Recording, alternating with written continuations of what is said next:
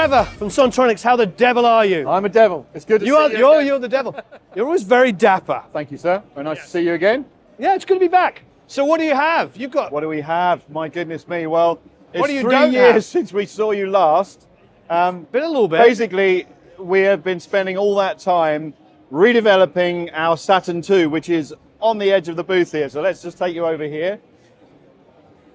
So this microphone has been a labor of love for the last 7 years. The original Saturn launched in 2010 and was an amazing success for us globally. But about 5 years into production, several components became obsolete and we couldn't find replacements. So the mic just went off the list, which was a disaster for us. So we spent a very, very long time trying to find ways to get it back together again. And my amazing electronics team in Portugal found the solution. And it's been an incredible thing. So what we've got now is everything we make, as you know, is proprietary design. So circuits, everything, it's all ours. No clones, no nothing like that. Good. Which makes life a lot harder. And so the reality here is what we've done, we've shaped everything up. So precision engineering, we've gone up a notch in everything.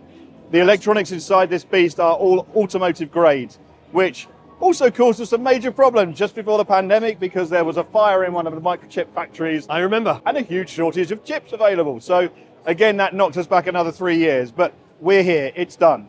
Great. Internally, we have now got IC control, so integrated circuit control for the patterns. So you have got digitally controlled voltage, specific voltages going to the capsule, creating the polarities that you need. So rather than a kind of switch and then some resistors to change that with tolerances here or there, this is precision. So it's 50 volts, 30 volts, whatever, it's nominal, it's exact. So total precision. Like the old Saturn, 5 cardinal polar patterns. So you've got your omni, your sub or wide cardioid, cardioid, hypercardioid, and figure of 8. However, with this, we now have intermediate patterns. So we now have basically additional 4, 9 in total. So giving you full scope, the idea of this mic is the Swiss Army knife that it always was. We've taken things up a notch. It's now the flagship, essentially FET mic in our range. Okay. So it's all fun here, isn't it? So what we've got, in addition, we've got the filtering that we've kept exactly the same. The thing was with this mic, it was iconic for us in design, iconic in sound. People that own it loved it. So we wanted to keep it as the same as possible, but just keep things improved and up to date. So precision engineered. Thank you very much. I mean, everything about it we have stripped back and put back together again. It's very awesome wells. Yeah, well, yeah, no, you know what I like. Yeah. I'm into that sort of styling, and I almost feel to see a bolt of lightning. Well, that can happen. So it's been a really important thing for us. So, you know, it's the idea. How much is it? It's going to be in dollars is it's just under $2,000. So $19.99. That's good. That's good for a flagship mic. Absolutely. Yeah. Absolutely. Beautiful. So basically anything and everything. And you're still milling and making everything in England, yeah? Yeah, we do a lot of work there. I mean, all hand built in England, all of our electronics in England, everything's done there. So it's a busy time now. We have like 24 models in our range. I know, it's insane. Congratulations. Thank you very much. I do love this look of that halo. That was the first, so that followed on after Saturn. Yeah. Halo came along. I'm a guitarist, so that's for guitar amps. Yeah. You know, bored of the same old stick mics. You need to get one of those here. And then the Corona followed directly from Halo because folks were singing into Halo, and I'm like, no, that's for guitars. So I thought, well, look, I'm not going to teach everyone to change. So I redesigned the mic, ported the sides, made the front different. Now we've got a specific vocal mic. Great off-axis rejection for live stage and all sorts. So really popular mic for us now. Yeah, I mean, the thing about, not to oversimplify what you do, is you've got modern microphones that look like they've been in the studio for the last 70 years. Thank you very much. And I know that's your aesthetic, yeah. You want to design something when somebody comes to the studio, they think, oh, these guys, they've got some classic mics, but they don't come with the problems of buzzes and clicks and stuff like that. Well, you're a pro. You know this story. I mean, as I said, we never clone anything. We never pretend to do anything that anyone else has done because all of those things have been done before. And in my opinion, it's very unlikely that they can be repeated because, in fact, materials and components don't exist anymore to recreate them accurately. There are the big boys that you know, there are expensive microphones that are relatively accurate, but the majority of people can't even get anywhere near paying for those things. So we've always been accessible. We want to give that image that you've accurately described. And you know what? This is something that someone can afford to save up for and aspire to, basically. Amazing work, my friend. Thank you again. Appreciate that. Yeah. Lovely to see you. Thanks, Warren. Cheers. Hey guys, I'm with my new friend Sean from IsoAcoustics. Yep. Sean, are you having a good show so far? It's been a great show. All right. Well, tell us what maybe is here behind us. So I'm Sean from IsoAcoustics, and we're quite popular in the industry for our patented isolation. So we have solutions for studio monitors. The ISO stands, for example, offer height and tilt adjustment and our patented isolation, so you can set up your monitors correctly, position them right, focus them correctly, the listening position, and they've been huge in the industry, popular for quite some time. This is our IsoPuck series, which offers that low profile solution for isolating studio monitors. So we're managing that energy from the monitor. It's not exciting your desk, causing things to rattle. Vibrations, they also hit the ground and they come back, so that causes issues. So it really improves that clarity, that sound stage, and I can detail. And I can attest to it.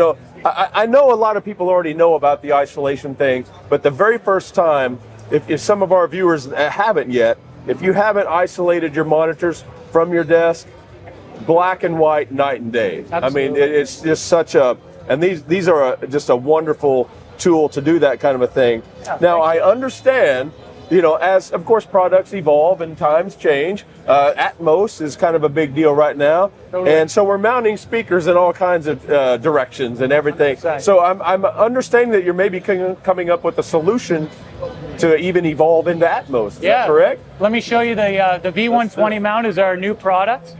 So this is our V120 mount. So this adapts to ceiling mount, is also wall mount. So great for those height speakers installations for immersive audio. Yeah. So it's very versatile in the sense that it offers 90 degrees of tilt adjustment. It's easy to rotate, so you can loosen this, you can spin it around, set it in place.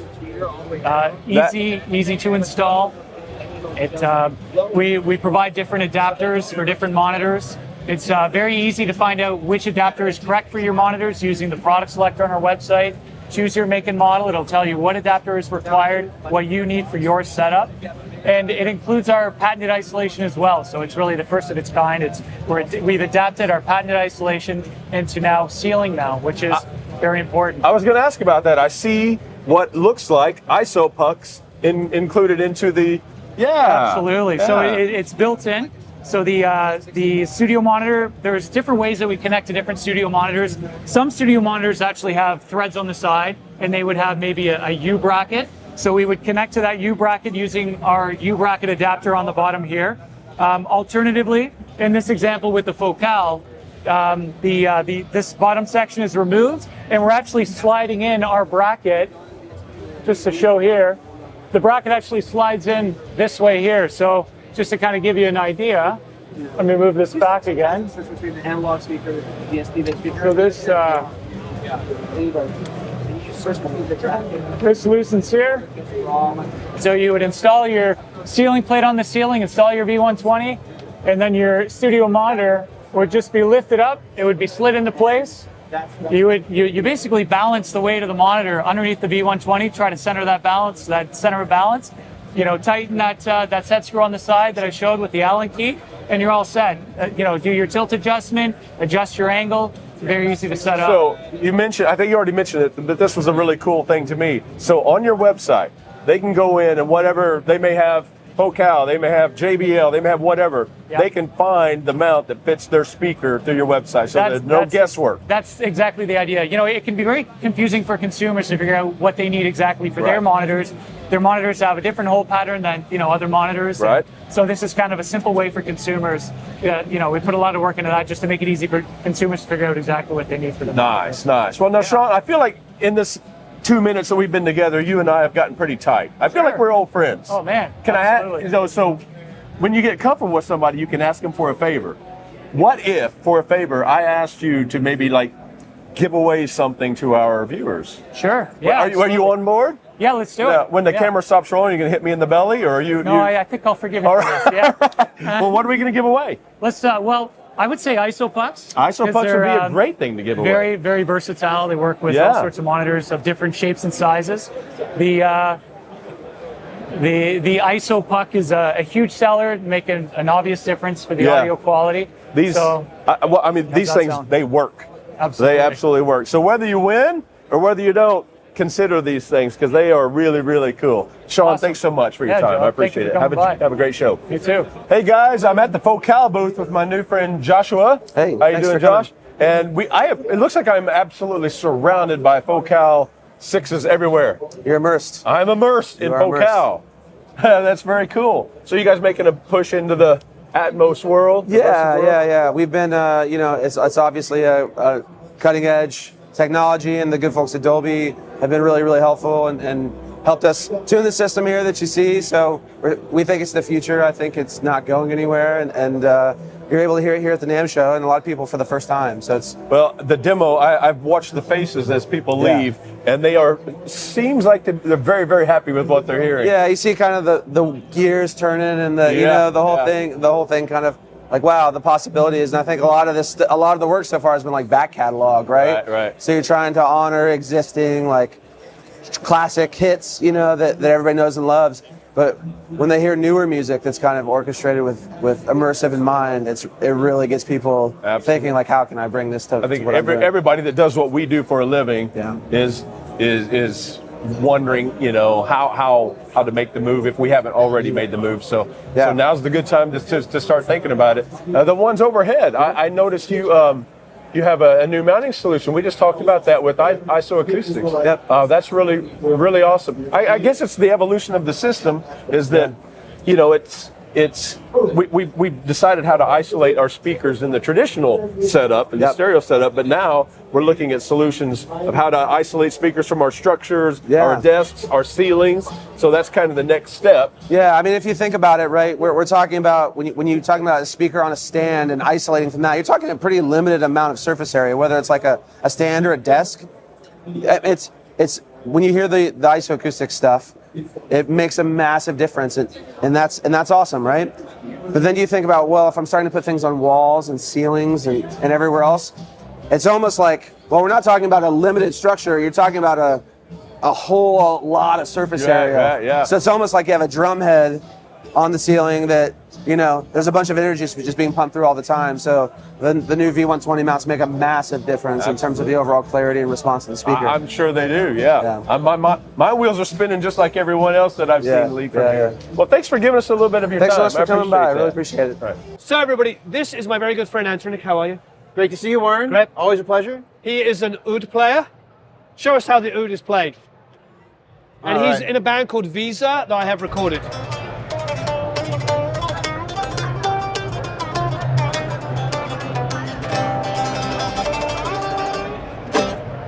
Amazing. As you can tell, he's an incredible musician. And what are you going to show us? Okay, so we have our company's TaqSim. We specialize in world music software. Amazing. We have mobile apps. This is the World Piano, kind of our flagship mobile app. Great. It's got a whole bunch of different sounds, samples, etc. This is a duduk, Armenian instrument setup. It's got rhythms. The problem is we don't have the volume. That's the thing. Yeah. This is Addy here. Addy. Oh, we met at the panel. Oh yeah. Likewise. Okay, so good. Yeah, so we got rhythms, we got sounds and rhythms. We streamed that panel. Yes, the Somebody's talking Cali about- audio. Okay, so it all comes together. Yeah, and the real differentiator is we have scales, Middle Eastern scales. Yeah. So for the beginner, intermediate, advanced, they can find these microtonal scales and use them to play their music. Right, amazing. So, and we have that in our VST Solo as well for recording What's production. it called? So this is World Piano. Yeah. And it's by TaqSim. And we also have a Pro Beats app, which is basically focused on touchpads for beats. Okay. We have everything from EDM, house music, to Persian banduri. We have Armenian 6/8s, Greek beats, shiftatelli, jazz grooves, and I got some rock stuff for you, my friend. No, I like all the other stuff. We've been doing rock all my life. I want to do the other stuff. And then we got the a la turca with the Turkish beats. You know, if you ever want to get heavy metal, we got that. Let's get James over here. James, come and check this out. Yeah. So it's very user friendly. Yeah, And you can switch from genre to genre. yeah, The green signifies a core beat function. yeah. Purple is a layer on top. And you come right out of it. It's amazing. So it's called TaqSim. And yeah, and this is Pro Beats. We have a Beats. variety of apps, but the Yeah. two, World Piano for the sample sounds and Pro Beats for the rhythms. So what do I do? You just go to the App Store. Yeah, and it's- this is on iPhone. We're actually in development now for Android. Okay. So, but right now it's iOS. You go to App Store, just do TaqS.im, Yeah. World Piano or Pro Beats. Okay. TaqS.im. TaqSim, exactly. TaqSim. That's our company. Fantastic. Yeah. Answering. Thanks ever so Always much. a pleasure. Always a pleasure. Good seeing you, Warren. Good to see you too, my friend. We have Ben from Cranbourne Audio. Now, Cranbourne have really made a name for themselves recently with the R8 and the ADAT lunch boxes that you've got. That's right. How are those going for you? Going really well. I mean, it's a bit of a game changer, really. Our 500 series racks are fully featured with a summing mixer inbuilt. We have two versions of it. The 500 R8, which is our audio interface, with 30 channels of USB audio going in and out of the units. And we also have another version of it called the 500 ADAT. The 500 ADAT, as the name implies, brings its audio in via the ADAT ports. We've got world-class conversion in there, super low jitter. But the most important thing for us, we think, is the ability to create your own summing mix. So each 500 series module or slot has its own level and pan control, and it has a choice of 3 input types. So in this case, we're looking at the 500 ADAT. So we've got it set to ADAT, which is our playback for this demonstration. But you can also, with a flip of a switch, come into an XLR input. This looks a little bit like a channel on any other mixing console. So you have an input, an insert point, and a direct output, all in the analog domain. But crucially, the direct output is also going out of the ADAT ports as well, and those are full time. So if you've already got an audio interface and you want to use the ADAT ports that are on there, this is the guide to use, because it enables you to come into this 500 series land. Yeah, I've got some 500s set up via DB25s through a flock. I've just spoken to those guys. Okay. But I have, the X6. So I've got more ADAT potential, so this is on my radar for further expansion. Now, your Mojo preamps are really popular, really successful. Yeah. The Mojo setting on those, everyone raves about that, which is good. Now, before we talk about the EQs, I have to ask, do you have any compressors planned? I couldn't possibly comment. I'll ask you again in January. Then. I mean, the thing is, look, we're in the business of making 500 series modules. It'd be lovely to have a full featured channel strip available in that format. At the moment, as you say, we've got our Carnaby 500, which has been doing really well, selling thousands of those things. It's brilliant. People really love the ability to have a super clean mic pre, but also dial in a little bit of mojo as and when they want. And so this is the logical next step, really, having an EQ. So the Carnaby harmonic EQ, if I'm right, is basically attenuating harmonics at different frequencies. Well, actually, it's kind of doing that. Okay. And in that respect, it's you could think of it as some people think of it as a multi-band exciter or a saturator and things like that, but it's doing more than that, really. What we're actually doing is creating harmonic content, and that is creating in itself the EQ effect, if you like. Okay. The interesting thing about that then is that even if you're cutting a frequency that you've got selected on the familiar kind of EQ controls, it's still generating a harmonic content of that fundamental frequency, which creates in itself a more rich experience when you're listening. Right. And one of the things that's interesting about this as well is that it's dynamic behavior. So the more you hit it, the more harmonic content is going to be created, and the more the EQ effect happens. Okay. And one of the ways that we can creative potential. Yeah, one of the ways we can control that is because, unlike another EQ, for example, we have an input and an output trim, so we can hit it hard and then we can back off at the other end, just so we can keep keep the Right, gain okay. keep the gain in check. And I believe these are wirelessly stereo linkable That's right. Yes. to do stereo pairs, and then you can flick one of these switches and just change one unit rather than having to carefully exactly match both. Absolutely. One is driving the other. Correct. This is our OptoSync system. The OptoSync system works by listening to the transmission from one module to the next. In this example, we've got this set up as a stereo pair. So the left-hand module is controlling the right-hand module, and that's accurate within half a dB. Interestingly, though, the way that the OptoSync system works means that we can link all the channels together. So the potential there is for all of these channels to be controlled by one, which has implications beyond just being in 500 series land that we're trying to we're no doubt going to exploit. Okay. And I believe, is this a limited edition version? Yeah. So Is there a difference other than the faceplate? so electronically, the limited edition, the legacy edition is exactly the same. These guys were hand built in the UK by us, the team at Cranbourne Audio, and they're available as a stereo pair in the shops right now. These guys are what we call the retail units, and they'll be the ones that are going to be selling in the shops in about a couple of months, I guess. Okay. By the time they hit the street. Yeah. Wow, fantastic. Ben, thank you very much for your time. Ed, nice to meet you, mate. So we're at the Neumann booth with Ricardo. How are you? Warren, pleasure to meet you physically. Physically. We have spoken many times on Zoom. Exactly. And what's interesting about this is the product we're about to talk about, I've known about for some time. Yes, there's a history Yes. to this new interface. So it's the MT-48 and a partnership with Neumann, Merging, and Sennheiser. We came out with this new unit. When I was in, God, this is years ago, absolutely years ago, when I was in Indiana, with Harvard, they've been doing this, what do they call it, they've been going through the Library of Congress and digitizing Archiving. Archiving. Yeah. And what they did is they shot out all the interfaces that were available, and the one they said was the best quality one on the market was Merging Technologies. Yes. So it's a special topology of preamps at Merging. Yeah. So it's a dual preamp topology, Yeah. 32 bits, and it comes from the same AD cards we have on the Horus and Happies.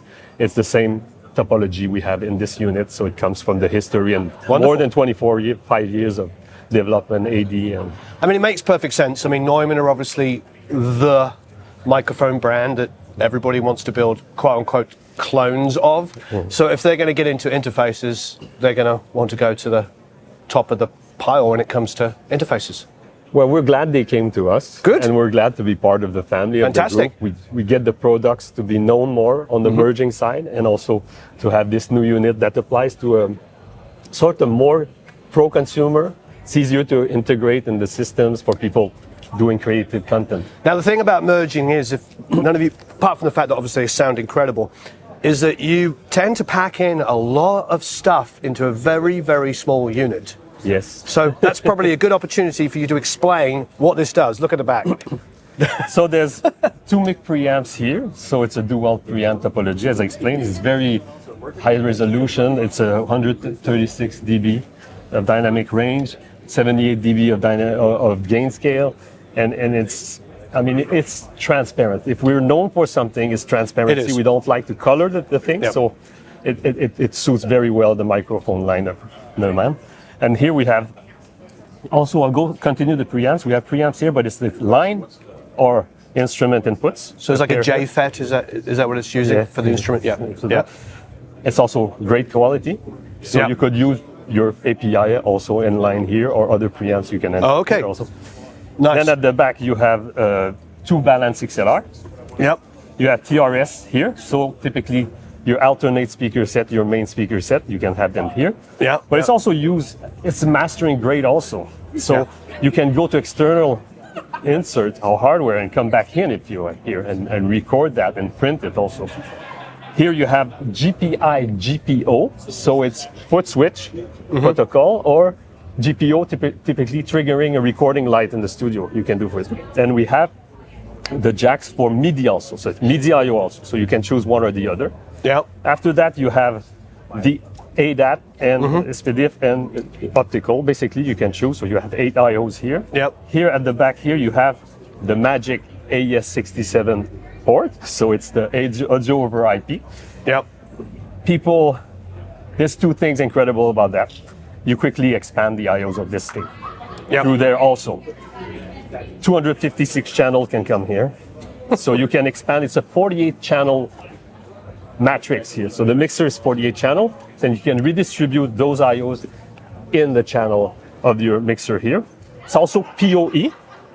The great thing about Ethernet and PoE and things like that, you power it here and you have 0 noise in your studio. It's a ground, it's a shielded interfacing, and also it allows you to have the unit even 100 meters from here, or you can have another one that's a stage box. As you know, the USB cable is like 3 meters. The protocol. As to this one, you can go 100 meters and have repeaters and go even further. So we even had, we saw people using previous hardware of ours in a church ceiling, and they powered through Ethernet. You know? So you drop the microphones from here. Here you have the USB data, so that's the very unique things, and you have the USB power here. And power switch, Kensington lock, if you want to leave it on the show, on the desk, so nobody steals it, basically. Incredible. And if we turn around here, 2 preamps, so it's very high, low impedance preamps, 2 headphones. That's okay, I knew what you meant. The headphone set here are very, they have a lot of drive, they are super clean, and you can power up low impedance headphones with that. And they also have come with, inside we have a crossfeed, so you can crossfeed the image of your speaker set. As you know, the bleeding, you don't have bleeding on the headphones, but you can, the stereo image of the speaker, you can represent it in your headphone set. And as I said, the line instrument. That's a big deal. I mean, people sell monitoring systems just to do that as separate units for hundreds of dollars. And this is audiophile grade. No, this is audiophile grade headphones. I know the quality is insane. insane. You know how many people now mix with headphones and things like that. Oh, it's a necessity. Some could get that only for that also. Incredible. And that's it at the back. Don't forget, there's a thread for mic stand also, so you can use it. Also, does it make the recording coffee? booth. Does it give you a massage? Not yet. Incredible. But in recording booth and things like that. And it's one piece aluminum block, so it's like it's just like an engine block. Incredible. All right, how much is it? It's 1,850, I believe, on the US price. It's a tough one because you think, oh, that seems like a lot of money, but it's like, first of all, it's probably the best sounding interface on the market if you want total transparency. I don't think anybody's going to argue with that. It's insane how much you pack into this. So I'll show you the software that runs in the MT-48 here quickly. So we have a mixer, as you can see. So it's a mixer, built-in digital mixer in the interface. It can upscale to 48 channel, the mixer, because you can expand with the ADAT, but you can also expand with the audio over IP AES67 Ravenna port. So that port can expand to more channels in your mixer. But as you see, it's a mixer, and with the home button here, we can cycle through the top of the channel strip to the bottom of the channel strip. So we have a panner, we have preamps. Preamps are very great because you can adjust up to 78 dB of gain, and we have a variable low cut of 40, 60, 80, so it goes very well with the Neumann mics. We have a cut feature, so you can also connect the GPIO pedal, connect the foot switch, and map the cut, so the cut would mute the microphone if you disconnect the jack or if you use it in other circumstances. You have 48 volts, you have mic line here, so you can swipe, so those are 1, 2 here, and if you swipe here, you have 3, 4 here. So the same thing, and you can link those preamp if you want, so you can have a delta if you want, and you can link those preamp, or you can even if you do a calibration, you can lock them as well for your calibration here. So that's what we have here. And if I swipe further on, we have the talkback built-in mic that you can see here. So this is the preamp section.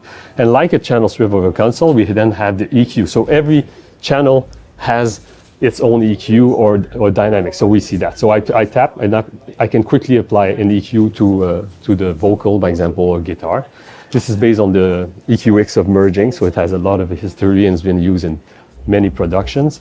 Afterwards, we have down the channel strip. I can go directly here. We have a dynamic section. So we have a gate section, a compressor and limiter in series. So you can use one or the other if you want. So you have that also built in. And we have a reverb here. So basically, if you want to have immediately reverb on a vocal track or guitar or anything, you quickly have a parallel reverb that's available here. So it's very quick to operate. You don't need to search around for plugins and anything. You have a mixer here, and you can quickly record with it. And even you can perform it because it's a standalone mixer as well here. And the rest of the mixer, as you can see, there's all the things like VCA grouping and everything. So if I have here the ADAT here, I can also adjust my ADAT group here if I wish to. So all that, and we have an output matrix here as well.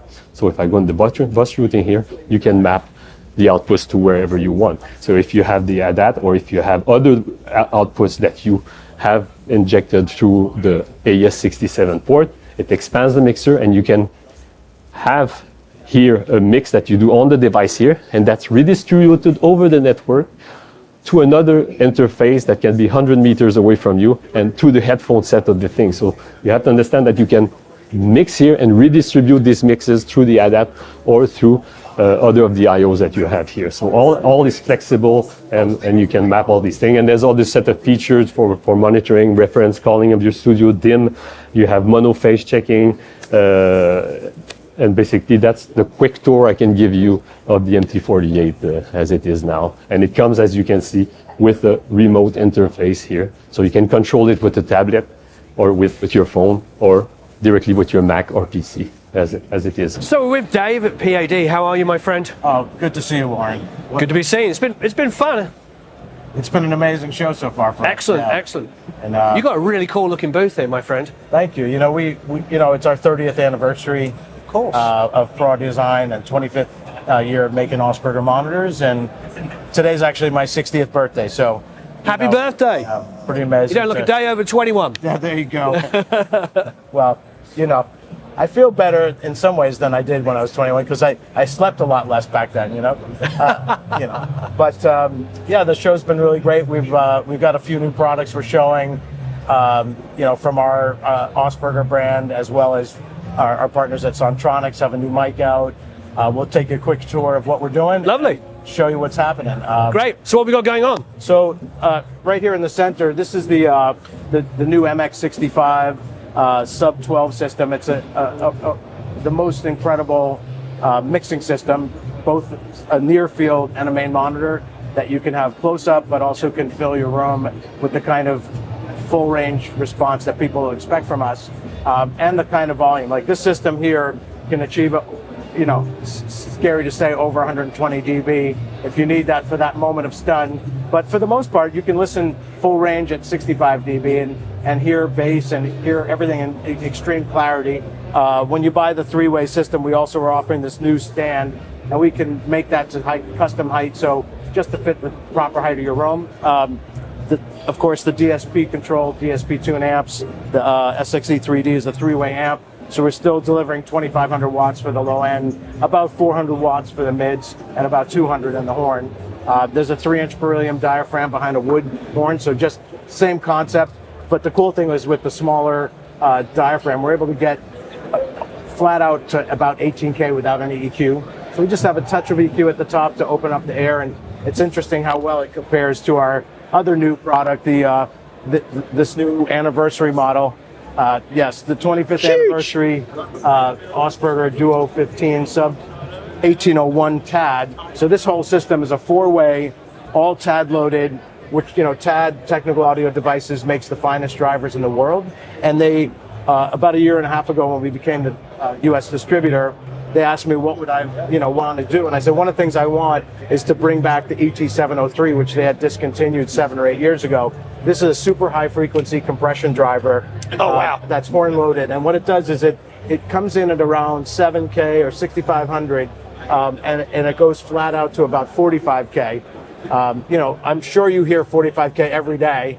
So, it's great to introduce you to the anniversary model, the Ausberger Duo 15 sub 18, 1801 TAD. It's a 4-way full range speaker that goes from 20 hertz to 45K, thanks to this new this driver. And when I got TAD distribution for the US and they asked me what I wanted, I said, I really want to bring back the ET703A. This is a legendary device. And what's happening in the four-way here is, you know, the bass comes up to about 100, the mid-range, which this is a 1601B, famous driver that they've made for, you know, over 25 years, and it's really the best mid-range driver I've ever heard. Wow. Incredibly flat response without any EQ. In fact, the whole entire system here has only 2 EQ points, just a little shape in the bass and one little sharp note in the mid-range that we wanted to pull back. But between the horn and the super high frequency compression driver, there's no EQ, and it extends out way past our hearing range. So I suppose it's sort of what do they call that? The psychoacoustics. Is that right? Psychoacoustics, where you want all the frequencies to be heard because they all affect the way the other frequencies. Right.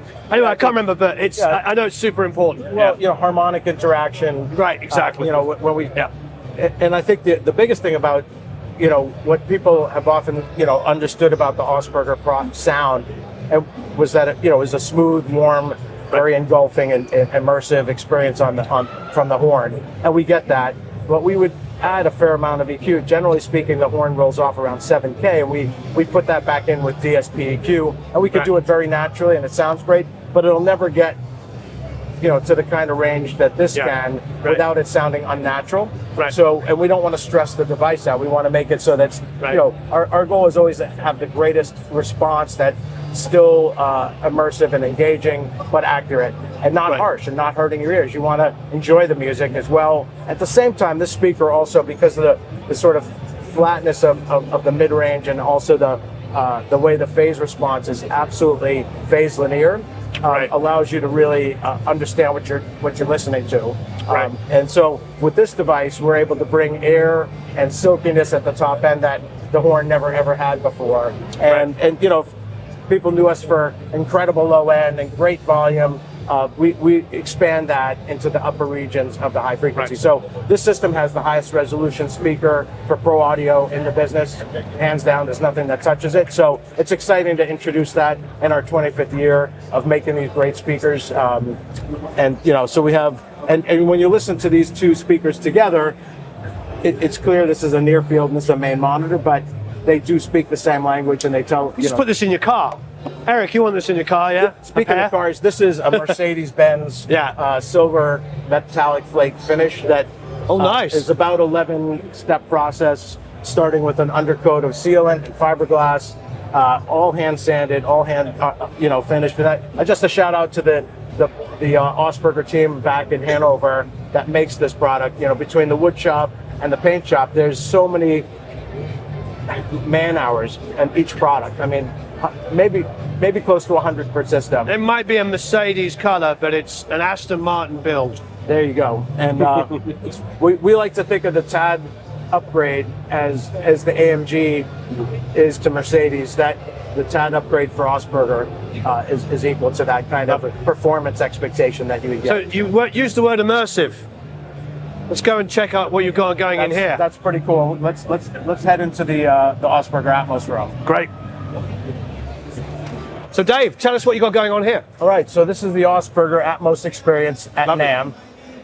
And what we're showing today is a 9.5.4 system. It's got 5 of the dual weight sub 212s all around us. So the rears, the LCR, and then we have for the sides and wides and height speakers, we have the MX65s that you saw out front in copper. Here they're finished in performance white, which is a stunning color and a very popular color. One of our top finishes. And the system is, well, we have a few amps with us.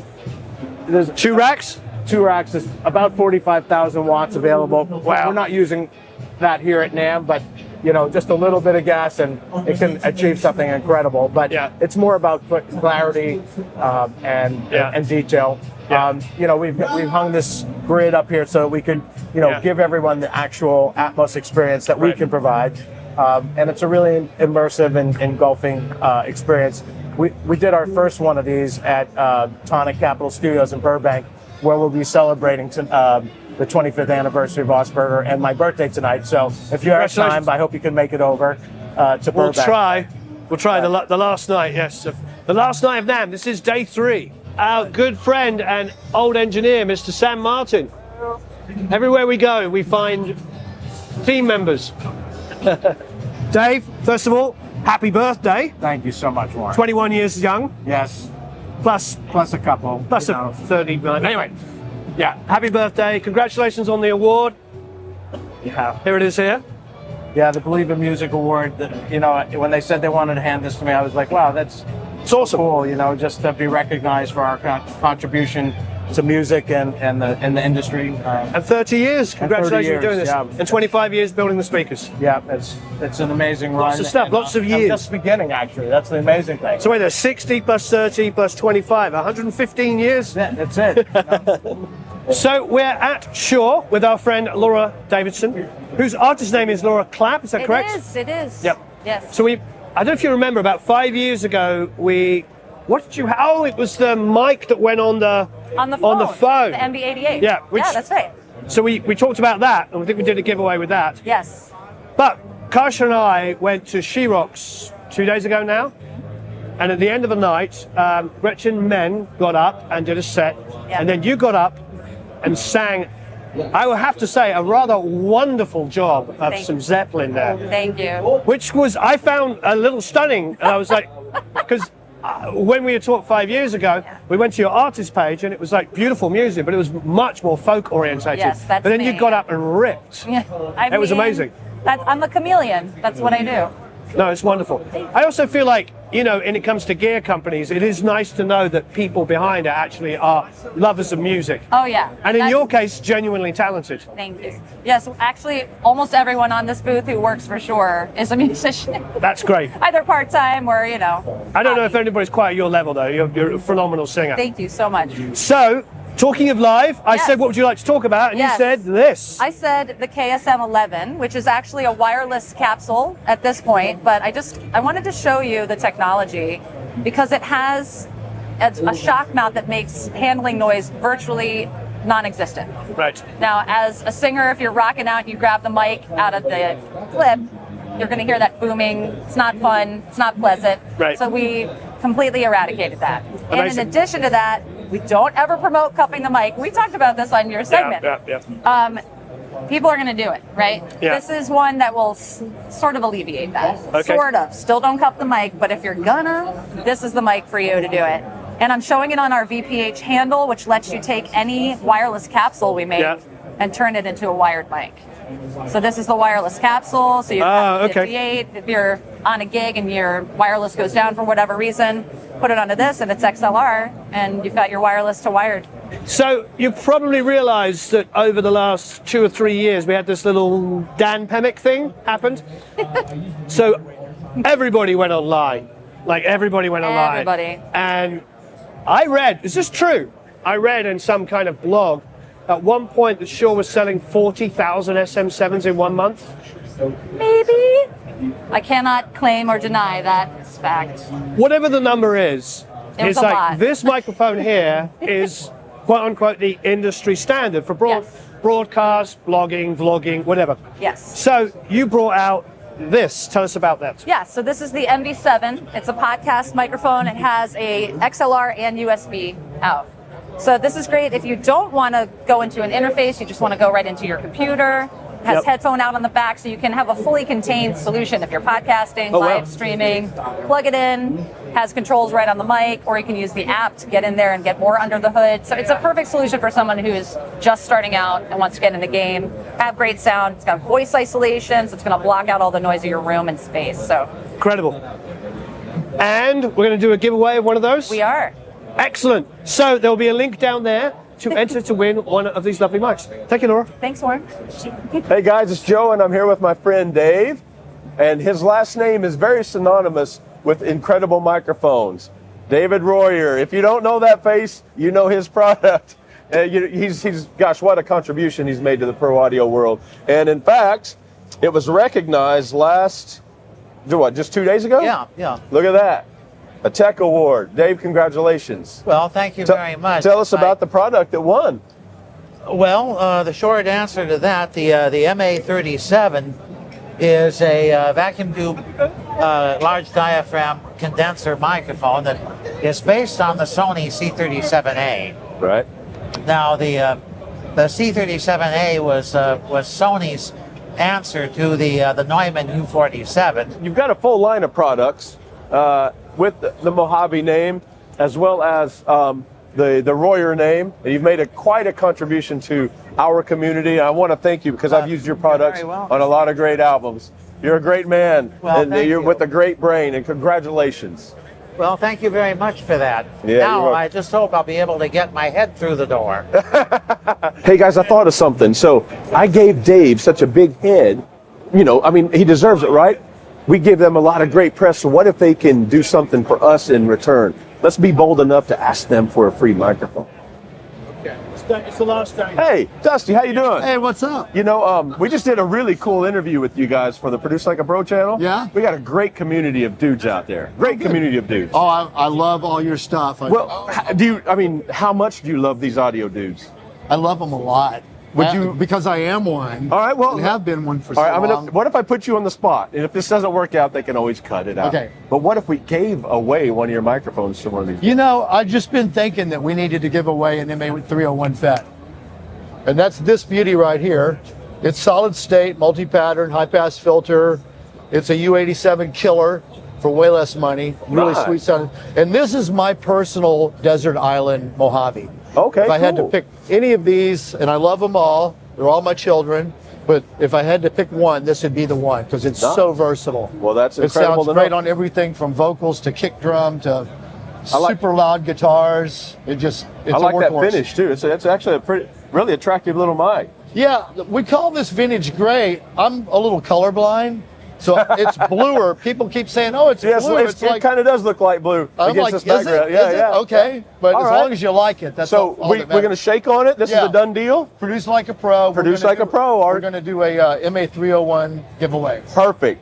So All right. Stand by for details. Eric, you guys know the drill. I don't know all the details, but Eric and Lee do, and they'll put it down below. Enter to win. Congratulations, or good luck. Yeah, and then good luck. congratulations. Good luck.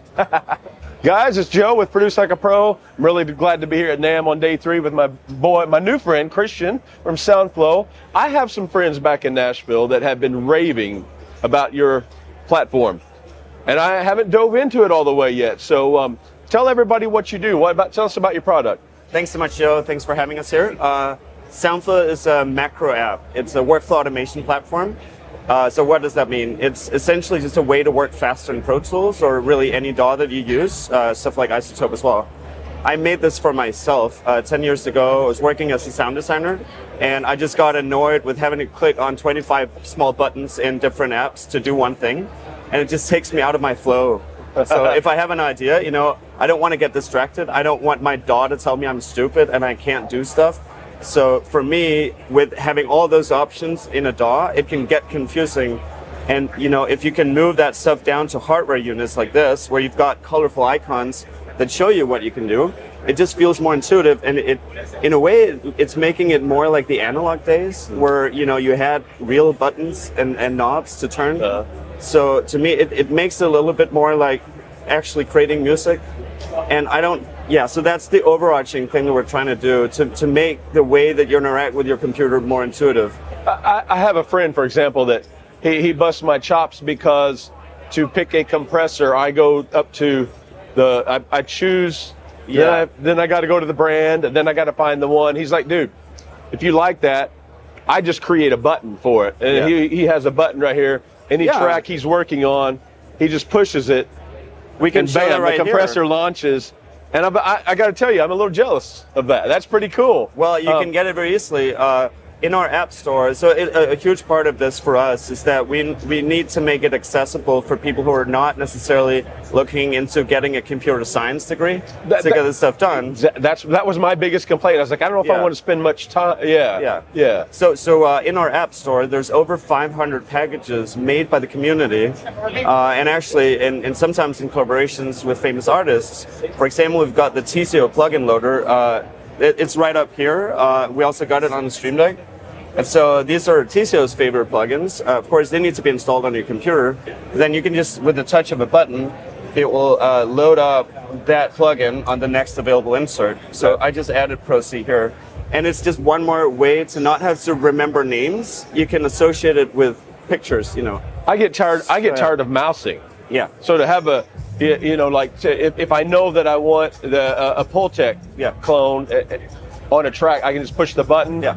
I mean, that's a really attractive thing to me. And I think it probably would be to a lot of you guys as well. And I want to say, like, the isotope stuff as well for me has been, you know, game changing, because I don't remember all the different module names, like, they're all something like D something with C, D click, D clip, D crackle. Yeah. Like, you can't assign a shortcut to that. Like, what would you use? DEC for everything, you know? Sure. So getting icons for that. But SoundFlow is so much more than this. It's also a way to orchestrate entire workflows. So once you dive a little deeper into it, it becomes more than just the regular everyday tasks. For example, Andrew Sheps has built. I was going to ask you. That was one of the things I was going to ask you about. Bounce Factory. Yeah. So Andrew Sheps is a partner of ours. He's an external developer, and so we've got a little select group of developers making apps using our technology, but for specific workflows that maybe we're not the experts in. And Andrew Sheps is an expert in making mixes. He's a rocket scientist. But he had a problem with, you know, if you're doing an Atmos mix of an entire album, maybe you need to do 10, 15, 20, maybe more different bounces per song. Versions. Stems. Yeah, so like stems, you know, drum stem, solo vocal, mute the vocal, all these different variations. And there's just going to be more and more of those. But, you know, then you have to make that selection, like solo the track, then wait for it to bounce. Right. Then make the next one. And it just takes so much time. So with Bounce Factory, you can set everything up. So you go through each song. It can be different Pro Tools sessions. You set up with these. So these are the mix passes or snapshots. You configure them. It can actually auto-configure some of it. So you just select all the stems you want, and it'll add a mix pass per track. Yeah. And then once you're done, like you've set up, let's say 150 different passes in 10 different songs, you hit bounce all. It'll send you a text message after each bounce pass it's done. I mean, if you want to. I saw Andrew saying, man, I do my stems while I'm in bed. Oh, yeah. I mean, come on, guy. I mean, we had a guy come I here need that yesterday. live. I need that live. We had a guy come here yesterday who couldn't talk about the artist. He was under an NDA, but he said it was like 30 hours worth of bouncing that he had just automated while he was here, I'm pretty sure. That's incredible. Yesterday. So that's maybe the craziest sort of other end of the spectrum. Right. That you can make these very complex workflows, but you can get started in less than 10 minutes. And you'll get our Pro Tools integration for free as part of your subscription. And it's got 1,700 macros that are already built for Pro Tools. Oh wow! So this just shows up. If you've got a Stream Deck, I recommend that for sure. But you can run it on an iPad as well, right? Yeah. So if you want to check it out before committing to buying any of this, you can use any iPad or Android tablet or even your phone, and it automatically connects over Wi-Fi. So there's no complicated setup of network or anything. Yeah. So whatever we show on these devices will also show up here. So we can also go here and go to the Pro Tools deck, and you'll see the same content. Okay, great. So these are, all these different folders cover most areas of Pro Tools. This is a monthly subscription program, that's correct? Yeah. And what's your entry? So that's $9.99 a month. Yeah. So we've got the Avid edition as well. So we last year we entered into a strategic partnership with Avid, and one of the first things we did with them was launch this Avid edition. So if you've got Pro Tools Studio or Ultimate on an annual subscription, or if you've got a perpetual license with an active support plan, we've got more info on this on our website. Then you'll get a 90-day extended trial. So you've got a lot of time with our full product. Nice. And after that, you've got the Avid edition for free. So that's something we give away for free to give users access to the basic features of the platform. All right. Now, now there are some add-ons though, right? Like the Bounce Factory. Right. That's most of it's included in the $9.99, but they're like that was an additional fee since it's a third-party developer working through you. Okay, understood. So some of these, we call them premium apps, and that's a small minority of what we've got on our store. Most of those 500 packages are free. Of course, there's different quality in that. It's made by the community, so we also have our staff picks So that's really good packages that we've found that the community loves. Awesome. And actually the new isotope integration was made combining stuff from the community, stuff I've built, because we could see people were really using isotope a lot. Awesome. Yeah. And we'll continue to build stuff there. So it's ever evolving, I'm sure. Oh, Evolving constantly. There's a ton of new features that we haven't even had time to go through. Awesome. But the one I want to highlight is the Stream Deck Plus behind you, so that we are now adding support for things that have knobs. Before, everything was like push a button, it does something. Right. And now it'll be bi-directional control. So this is another app from Interships where you can control the DATman software. So you've got a matrix interface from NCP. This will connect, and you can see as we're changing here, everything just lights up in sync. You can use it to change sources, monitor profiles, etc. Well, this so it seems like this is one of those the sky is the limit kind of products almost. We hope. Yeah. That's it. That's exciting. I've got to get back serious on this train. Now, you used a word a couple times that I like. You used the word several times, community. Yeah.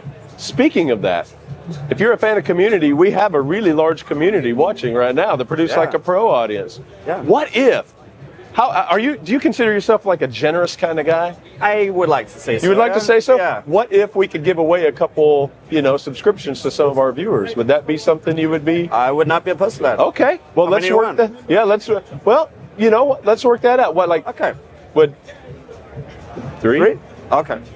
Are you in? Let's do it. All right. Shake on it. Shake on it. Okay. I'm here with Colin from BAE. Colin. What's up, Joe? How are you? I'm doing very good. Having a good show. How about you? Your show, Amazing Ben? show. All right. Awesome. Now, this is not only an attractive phone booth, but oh my God, from here down, that is like Disneyland for me.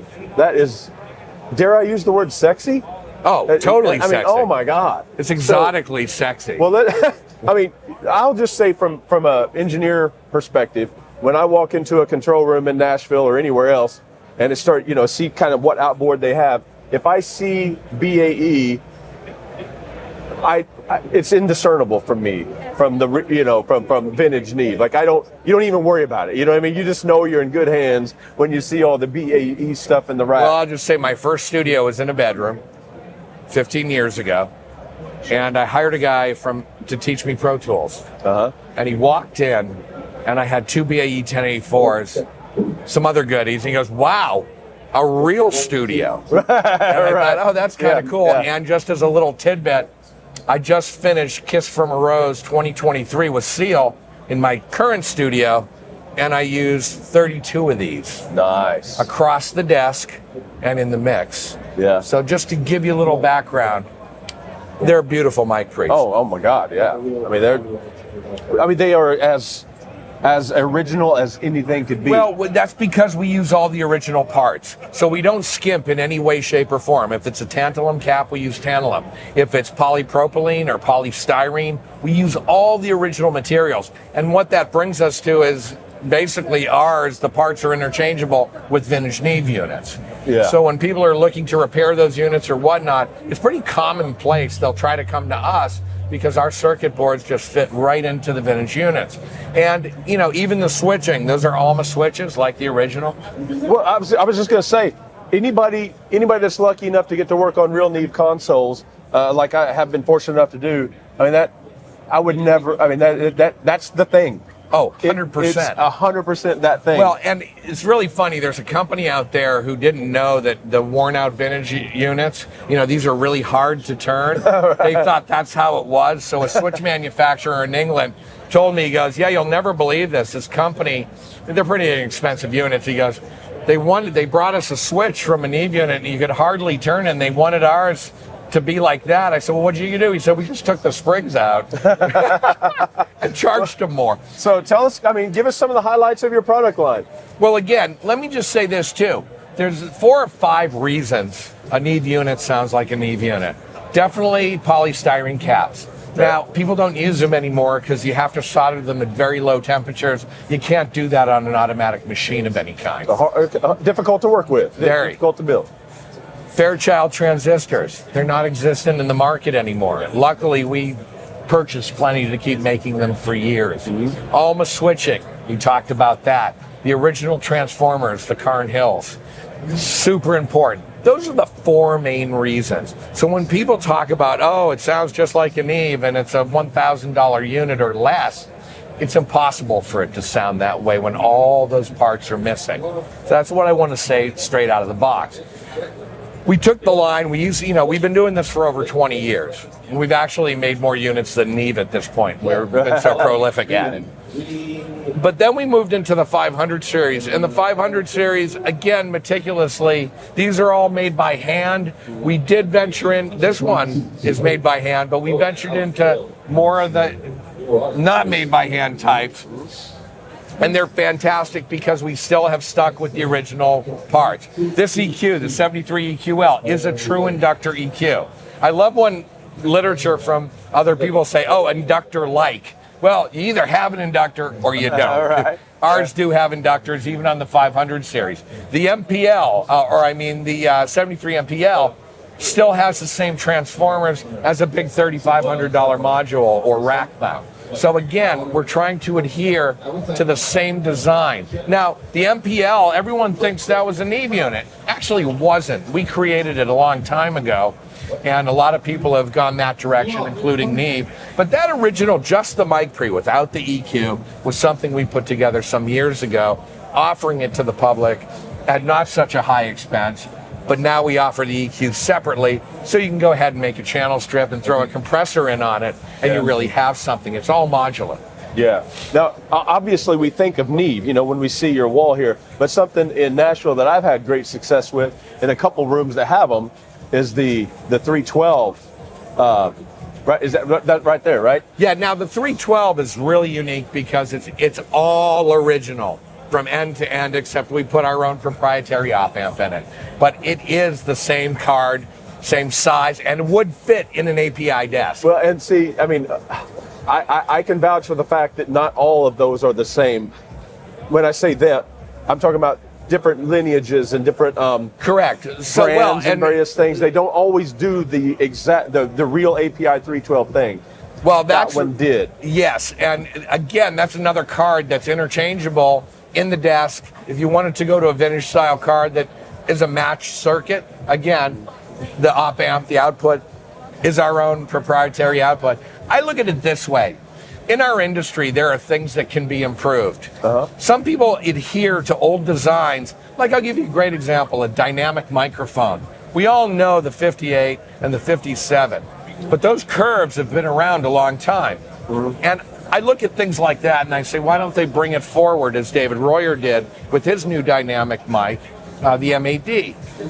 It's important if you're going to make something from the technology, you look at what you can do to improve it without changing it drastically. And so when I look at our 312, it's amazingly accurate. And that op amp has a few improvements. I'm not saying the 2520, the original, was a bad op amp. Not at all. But there are some things that can be done. Like in our compressor, we have single dB increments on the output. Nice. Another thing that, the old Neve had 2 dB. They were going to tape machines. Right. We're talking about the home studio, the DAW. We want to make sure people have a piece of equipment that utilizes modern technology and is a little easier to work with, if that makes sense. Yeah. But, man, it's just beautiful. Is there anything our viewers that may be new for the viewers? Is there anything new this year? Well, there's a special little goodie down here that, might look like could be a quad 8. Yeah. I'm not going to talk much about it. We don't have it on our website yet. Okay. It is something tasty. Okay. And sexy. All it's right. coming forward. But in general, we're so busy making these and hand making these that we haven't had the time really to put out a bunch of new products. I don't need a new. If I have this, I don't need anything new. Well, and in my desk, I have like 32 of them, and I couldn't be happier. I believe it. I started with 2 and they multiplied. I would be very happy if I was you as well. Well, Colin, thanks for giving us a lowdown on a little rundown on the product line. Thanks, Joe. Hey, everyone. When I come to NAMM, there's one booth that is always like that's the one you got to go to, and you get kind of like shivers up your spine. You start sweating a little bit. Like some of those girls in middle school gave us I got so nervous. For me, that's coming to the SSL booth because you guys are like you guys are everything. You know, like wow, it's SSL, the best of the best. So, congratulations is in order, I think, because you guys won 2 tech awards this year. That's right, we did, yes. And I think one of them is right in front of me. One of them is right for this. Is that right? Actually, The Origin? Actually, yeah, that's right. So this is our Origin console. This won a tech award this year for best console technology, which I'm sure you'll agree, it's kind of a nice piece of console technology. It's oh gosh, it's beautiful. I like how you've made it to where, you know, so this, we don't have moving faders, right? No, we do not, no. But we can, inside of Pro Tools, we can automate using the UF8, which I have a couple of these and absolutely love. So it's just integrated into the center section of the console. That's right, yeah, that's right.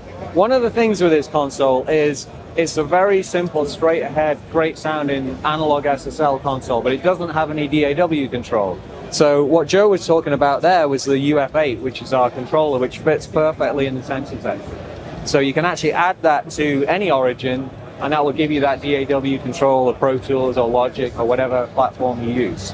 Yeah, so I could get my static mix going on channels, but automate inside of here. Now, we're not limited to 16 returns though, right? This is a 16 channel console, but it's not truly, it's more. Exactly. One of the things you'll see about SSLs is they are fully featured. So even though this is a 16 channel desk, it actually has 56 mix inputs. So you get 16 on the large fader, 16 on the small fader, and then in the sensor section we get 16 here, plus our 8 inputs on the stereo returns there as well. So 56 mix inputs on a 16 channel desk. Now see, we have the black knob. So this is going to be like the 4000 black knob Absolutely. EQ. Yeah, I mean the whole reason for this console being called Origin is because it has the origins of what made SSL the console company it is today. So we've got our black knob 242 EQ here from the very first generations of SSL 4000 E series console. I feel like I'm noticing, tell me if I'm wrong, that we can have inserts assignable in different paths. Okay, so we can put this EQ. Yeah. We can put it here. Yeah. Or we can put it here. Exactly. Yeah. Exactly. So, like I mentioned, SSLs are always fully featured. So this EQ can go on the small fader, or it can go on the large fader. And then we also have inserts on these as well. So you don't want an SSL EQ, you can insert a different EQ across that as well. Now we have our traditional SSL bus compressor, which is you know, one of the greatest things known to man. Yeah. But now the other tech award is for the Bus Plus. That's right. That's the SSL BCA thing on steroids, right? It is, yeah. And that's that unit we have over here as well. So this is our Bus Plus. This is our 2U rack-mounted version of the compressor that you'll see in the consoles. And this one actually does a whole bunch of things that you won't find in just one bus compressor. This does a whole range of SSL compressors from the very first to the very modern ones. I was playing with it a little bit. I snuck over here a little bit earlier, put on some headphones. I've got to order one. That's just all there is to it. But another new product that you've got that I found really interesting is this is, well, you know what? Why would I tell the people what it is when you know everything about it that I don't? Why don't you tell them what it is? So we are previewing this at the show, so you won't see this anywhere else. These are the only 4 modules that we have in the US right now, and this is the SSL B Dyne. B standing for the 4000 B series, and they were the first commercially available SSL compressors from the B series console. So this is really similar to what you would find if you were one of the lucky people that had those first ever SSLs, and it's basically a mono version of the first generation bus compressor. So the ratios on here are actually stepped. So normally on an SSL bus compressor, you have stepped ratios, and that's exactly what we have in this channel compressor here. So it's very grabby. It's a very, very nice sounding compressor. I subscribe to your bundle, the software bundle, and that compressor in the 4KB, it caught my attention right away. It's like, oh, I thought I knew the SSL compressor sound. It was a unique thing. It's different. Can I say one more thing about this console real quick if we have a minute? And this, because there's a duality. I've worked on a duality recently, and one thing that impressed me about it versus a lot of the other SSL consoles that maybe some people don't know is about your preamp, and your line driver has a drive coloration button. That's right. Yeah, it does. Okay, that's not only cool when tracking, because you can get, you know, maybe people think of the 9000 consoles, the super analog sound as very clean. That's right. You can get away from clean if you want to on the duality. Absolutely. And what you can do here. Yeah. But now something that you told me about that went right over my head until you mentioned it, is that during mixing, we can route that to our line inputs. Yeah. So all of a sudden, we can be driving color into our tape returns and mixing with more analog mojo right from the input of the console. That's right. Yeah, you can. So we have something on Origin called Pure Drive. What Pure Drive is it's a saturation coloration. The more drive you put into it, that more coloration you get. So that's on Origin. It's on a few of our products now. Yeah. We have it on our unit here, which is called VHD. That has it. Duality has it as well. So we're taking away that super clean sound that modern SSLs are known for and adding back in some of that vintage coloration. I love that, because see, on drums and various things, I can, if I want to get heavy-handed, I can. But then I want, you know, like these 6 passes of keyboards, I want no coloration. I'm already having a hard enough time, you know, getting them to fit the mix. I just leave them clean. I leave them super analog, you know, and everything starts working. You know, I got color where I want it, but clean where I want it. So that's the other thing. I mean, the nice thing about having it switchable there is you put it on if you want it, you take it off if you don't want it. But you don't have to print with that color. And that's one of the downsides of the colored mic pre is once it's on there, you can't get it off. With this, you can add it in later on. Yeah, man. Let's put our buddy Phil on the spot. This seems to be working. It's like a trend. So let's do this. Yeah, no, it's I kind of been a follower. Hey, before I go, I got a question for you. Yeah. What if, you know, you produce like a pro, right? That's what a great community, right? Yes. You probably dig those kind of people. They're people like us. They love what they do. What if we gave them something with the SSL logo on it? Is there something you would consider, like maybe gifting to some of the guys? Gifting, like just free. For free? Absolutely for free. I don't know. I know I'm putting you on the spot, but this seems it's working for me today. There is a camera right here. Oh, okay. This seems to be working. You were going to say no until you see the camera? Okay, yeah, all right. Okay. Tell you what, how about we do you an interface? An SSL 2 Plus interface. Does that work? Dude, that's way more than I was even expecting. Okay, all right, let's tell you. That's okay, so let's tell you what. No, we'll do you this. How about that? A 2 Plus. SSL 2 Plus interface. That's incredible. How about a year's subscription to SSL Complete as well? Dude, I've got SSL Complete, and it's awesome. Okay. I've got that bundle. Okay, all right, that's yours. Now you're committed to it. You've already said yes. We'll do it. There's no, you can't only backtrack. For you, only for produce like a right. Okay? Yeah, thank you, Phil. You're welcome. I appreciate it, buddy. All right, cheers. All right, we've got Willie from Emperical Labs here. Now, you have just released a brand new 500 series module, which is the pump, I believe. Yes. Can you talk me through it? Sure. This is the pump. It's a 500 series compressor that's heavily based on the distressor. Ooh, nice. So, okay. people have been asking for a distressor 500 series forever now. Yeah, I bet. And, we finally kind of did it. So a lot of the same DNA from the distressors in there, like the detector circuitry and stuff. You get 8 ratios, 2:1 to 20:1. There's no nuke ratio and no Brit mode, but you get everything in between. Okay. Your attack and release are actually stepped, digitally stepped. So it's not like a detented pot or anything, but when you're in a marking, you're at that setting. Right. So it makes recall super easy in that regard. You've got a detector high pass and then a saturator, which is different than your distortion modes. The saturator is actually based on the Mikey saturator, so it's more of a germanium soft clipper than the distortion modes in here. Oh, so it can nice. actually get grittier than the distressor can in some Right, ways. okay. You have an opto auto release mode, which is program dependent, but it's really smooth, really nice and musical, especially on vocals. And then you get app mod, which comes from the Arouser plugin. And that's an attack modification control, which slows just the initial front end of your attack envelope in a really unique way where, let's say you've got a really fast attack setting on drums and you like the compression that you're getting, but it's taking the life out of it. You lose the transient and the smack. You dial up the attack modification and it brings back just enough of the transient to like bring the life back to the sound, but you don't lose the gain reduction that you were getting. Okay. Yeah.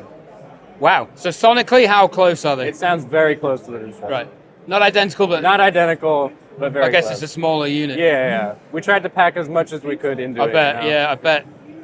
Now, I've always been interested in your DSs. Yeah, the Duressa. This one, yeah, Duressa. So that was actually taken from our Little Freak. It's the exact same circuit from the Little Freak in here. What's great about it is the listen mode, which lets you audition, what frequencies are going to be triggering the de-esser. And there's a high pass mode and a low pass mode for that. And then the most unique thing. So soloing the delta. Yeah. Right. And the most unique thing about it is the high frequency limiter, which is a high frequency compressor, almost akin to the warmth in the Fatso, where it'll kind of dynamically low pass your sounds. Okay. It's really great on drums, especially like harsh cymbals and stuff, because it saturates the high frequencies first. Hey guys, we're here with Kelly Audio, with our dear friend Nate. How are you doing, man? I'm doing great, man. How are you? I'm good, man. It's the last day of NAMM. It was very positive, good energy, and yeah. Absolutely. Absolutely. It's nice down here. I like it. Yeah. Oh, I need it. After all the walking. So, man, you had a wonderful panel about Dolby Atmos. Yeah. Then we had yesterday a panel about Armenian folk music, how it influences. You can see it on Produce Like a Pro. We had a live stream. And today we want to speak what's new. Yeah. Yeah. That's why we're on the floor. Yeah. This is our new subwoofer. This is the WS 6.2. Point 2 is because it's got two woofers in it. Mm-hmm. It's two 6.5 horizontally opposed woofers. Wow. And so rather than one woofer, which causes things to rattle and shake around a little bit. Wow. Hey, Aggro. rattles. Yeah. You really want the speakers, man. Rather than have the one woofer where everything's going to rattle, shake around, and everything, we have two woofers, and what that means is that there's no net vibration, which is really nice. Gotcha. The other thing with two 6.5-inch woofers is that's more or less the same size as a 10 in terms of total radiating area, so you get that same level of power, but this is less than half the physical space of the next comparable subwoofer. That's amazing. So it fits perfectly into small home studios. Yeah. Any stereo near field setup, this is a perfect sub. Man, exciting. You know what? I listen to so many subwoofers, and what I love about those, they're clean. It's like really what I want to hear from a bass subwoofer. Not this like when somebody plays it in a car, you have a lot of boominess. Like those are clean. Yeah. I can really rely on those with the low end. Yeah. Yeah. Excited for this. When is it coming out? Is it out? This will be out shortly. It'll be $499. That's a good price. Yeah, so check it out. Oh, amazing. What else you got? Let's go up. Yeah. Let's go upstairs. NAMM, guys. What we got here? Yeah, so these are the SM5C. And basically what these answer is, the question that we get a lot is with the IN series, these are great. These are $400. These are the best speakers I've heard for this price point. They could be twice as much. They'd still be great. What could you do with a little bit more money? And that's what the SM5 series is that proven three-way design. So it's the same mid-range tweeter woofer design that we have in the IN series, but significantly more careful manufacturing, much better components, took the opportunities to realize improvements in distortion, in high frequency response, and really delivered everything that this design can do without any compromises. Awesome, man. Yeah, I checked them. They are solid. They are rock solid. Amazing. And they sound beautifully. Really good job on that one. Yeah, thanks. Yeah, man. What else you got here? Oh, man, we have so much. So, Yeah, we have the going on with INUNF. This is not new. Warren did a video about this already. But this is just a great thing if you are mixing on a desk, which a lot of people are. Yeah. This is a perfect system for you. You can go directly into the INUNF via USB. So if you're not recording, you don't need an interface. And again, if you are mixing at arm's length, it takes the desk into account in terms of the reflections and gives you a really nice, intimate, clear picture of your mix without taking up a ton of space. That's smart. So if you want to learn more about those, there is a video already on Produce Like a Pro. Check it out. I think those babies are very helpful, especially when we are traveling. I can pack them even in my backpack and go anywhere I want and have reliable sound. They sound like the IN8s. That's the point. But they are just way smaller. Yeah. That's so cool. Yeah. Yeah. Anything else? We see you got your Dolby Atmos system We here. have a whole Atmos rig in the room. Probably the coolest thing about this, I'll swing Eric around here. I mean, not the coolest thing about this. This is an Atmos rig. It's under $5,000, and that's great. This is an Atmos rig that anybody who wants to get into mixing Atmos could use. And Jeff Ellis is right here in the room. He's got a bunch of Spotify top 10 hits that he's mixed for Atmos. Those were done on basically this rig. Ion 5s up above, Ion 8s all around. So you can do it at the very highest levels without having to pay a ton of money to get into it. The other thing that I'm sort of excited about, we're partnered with Triad Orbit. So Triad Orbit makes all the mounting hardware that goes onto the back of the speakers. And that'll work at this point with our Ion 5 speakers, our Ion 8 speakers, our LP6 speakers. And that makes them super easy to get up high and mounted. So these are mounted just to these Ultimate Sport tripods. This is a mobile Atmos rig that you could put in the back of a car and take anywhere, which is really cool. So there is a chance for me to make my mixes in Atmos. That's right. Yeah, we can set this up in Morocco. We'll just fly it over. Yeah, let's do it. And what I love about those stands, they're going automatically up, so you don't have any physical power to push it. Yeah, it's gas assisted, so it's kind of like a counterweight, so it's really easy to move this up and down. Absolutely love it, man. Hey guys, we're here with Alex from SoundRadix speaker stands. Alex, how are you doing, man? I'm doing great. Yeah? Thank you. Thank you for having me, Eddie. Of course, man. Hey, always a pleasure. Yeah, absolutely. How are you? I'm good. Good. It's the third day. Good vibes. I love NAMM. Yeah. Good to be here. Best NAMM so far for us, at least. So, oh, I'm happy to hear that. Thank you. Yeah. The team has expanded. The network is bigger. Cali Audio is our partner. Wow. You know, what else can I say? Congratulations. We're in the right place. We're in the right space. And how are you partnering? What are you doing? So I met Cali's president through LinkedIn by posting our customer studios, which had Cali speakers in there. So by John, CEO of Cali, seeing those photos, we connected, became friends, and he's been mentoring me in the business ever since. Oh, John is a sweetheart, man. Yeah, This guy's amazing. Best guy to know, and just a good friend, good person. Absolutely. Yeah. So what are you doing, man? Okay, well, we're here to show the SoundRadix speaker stands. We've got the big ones, Pro 9s, we've got the small ones, Pro 5s, and the super big ones, Big 5s. And basically, it's to get the cleanest sound out of your Calis. Everyone knows you don't put speakers directly on your desk because that results in boom and resonance. Yeah, and the early reflections. You're hearing your desk bass instead of true bass. So that's a nightmare for mixers. So basically, this solves a couple of problems. Reclaims your desk space. Flexible top plate dampens vibrations. And raised tweeters with your ears widens your stereo image.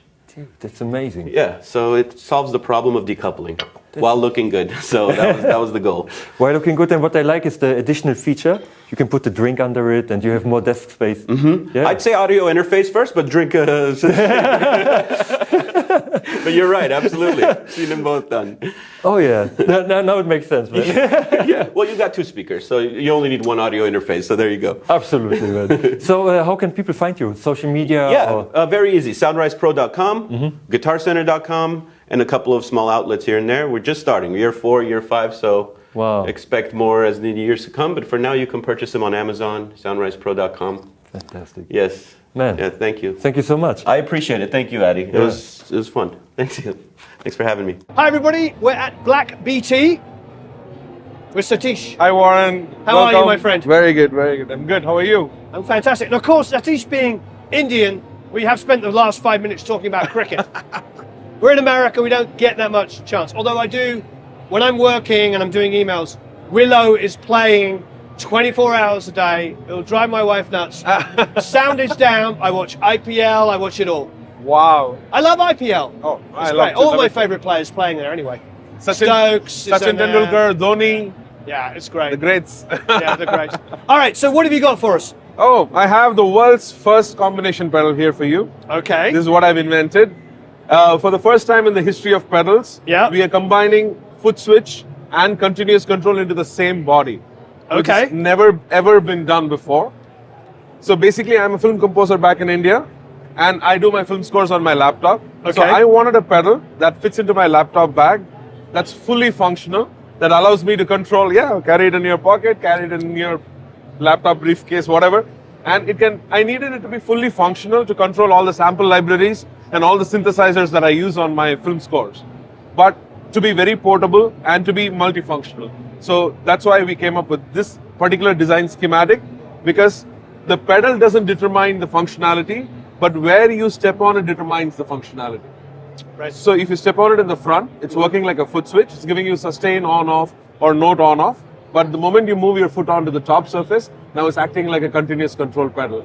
Right. Expression, volume, right. And whatever. Right. So can I give you a quick demo? How it Yeah, works? please. I want to hear it. All right.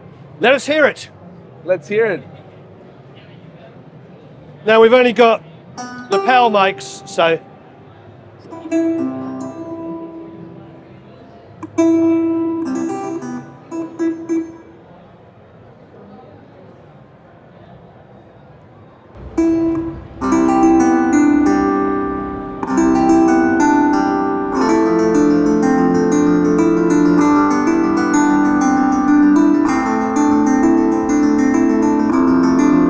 Regular sustain, right? Yeah, yeah. But the moment I move my foot onto the top, Warren, if you can look here. Yeah, yeah. Now it's working like an expression pedal. Nice. So I am sound shaping in the middle of my performance and going back to my sustain. If I want a sharper sound, all I have to do is this.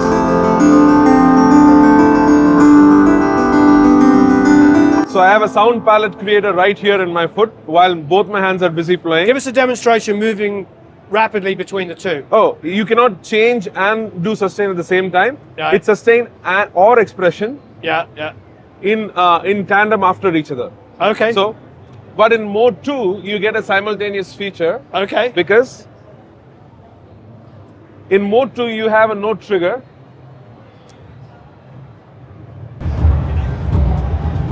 So I'm triggering the loop from the pedal. Okay. Okay, it's a note trigger. Yeah. But because of the design of the pedal, I can do a very unorthodox thing with my foot. I can trigger the note. Yeah.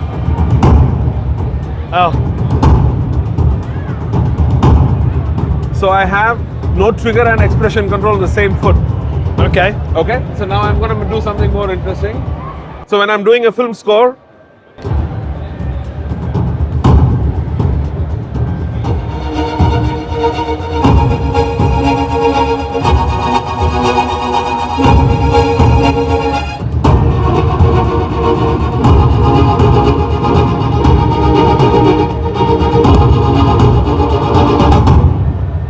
nice. So the dynamics are built into my performance while I'm composing. Wonderful. Not after composing it. And the latency, although it's Bluetooth MIDI, it's talking via Bluetooth directly to my DAW. Okay. The latency is so low that I can actually create the syncopation on the pedal itself. So that's without any syncopation, it's just flat.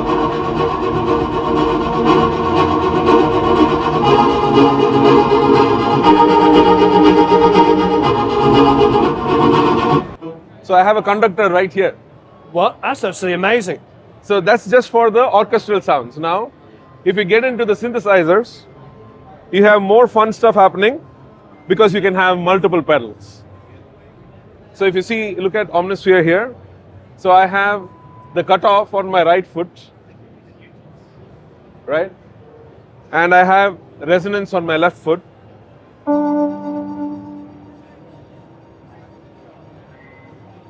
Let me turn this guy off.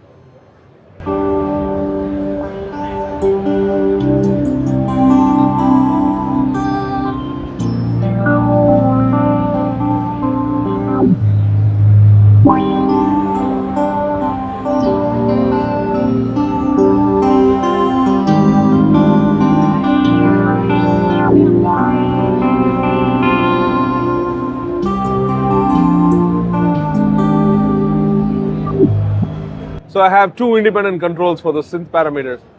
But it's truly a Swiss Army knife. Yep. It can take you as far as your imagination can take you because it doesn't have a fixed functionality. Okay. Whatever you want to map it, let's say you're mixing, and you're mixing on your laptop somewhere. You want to automate a lot of strings on the fader. CC, learn it to this. So it's great if you're a guitar player and you're good with the wah pedal. Yeah, you can. How much is it? 150. 150. 149.99. That's great. 149. Excellent.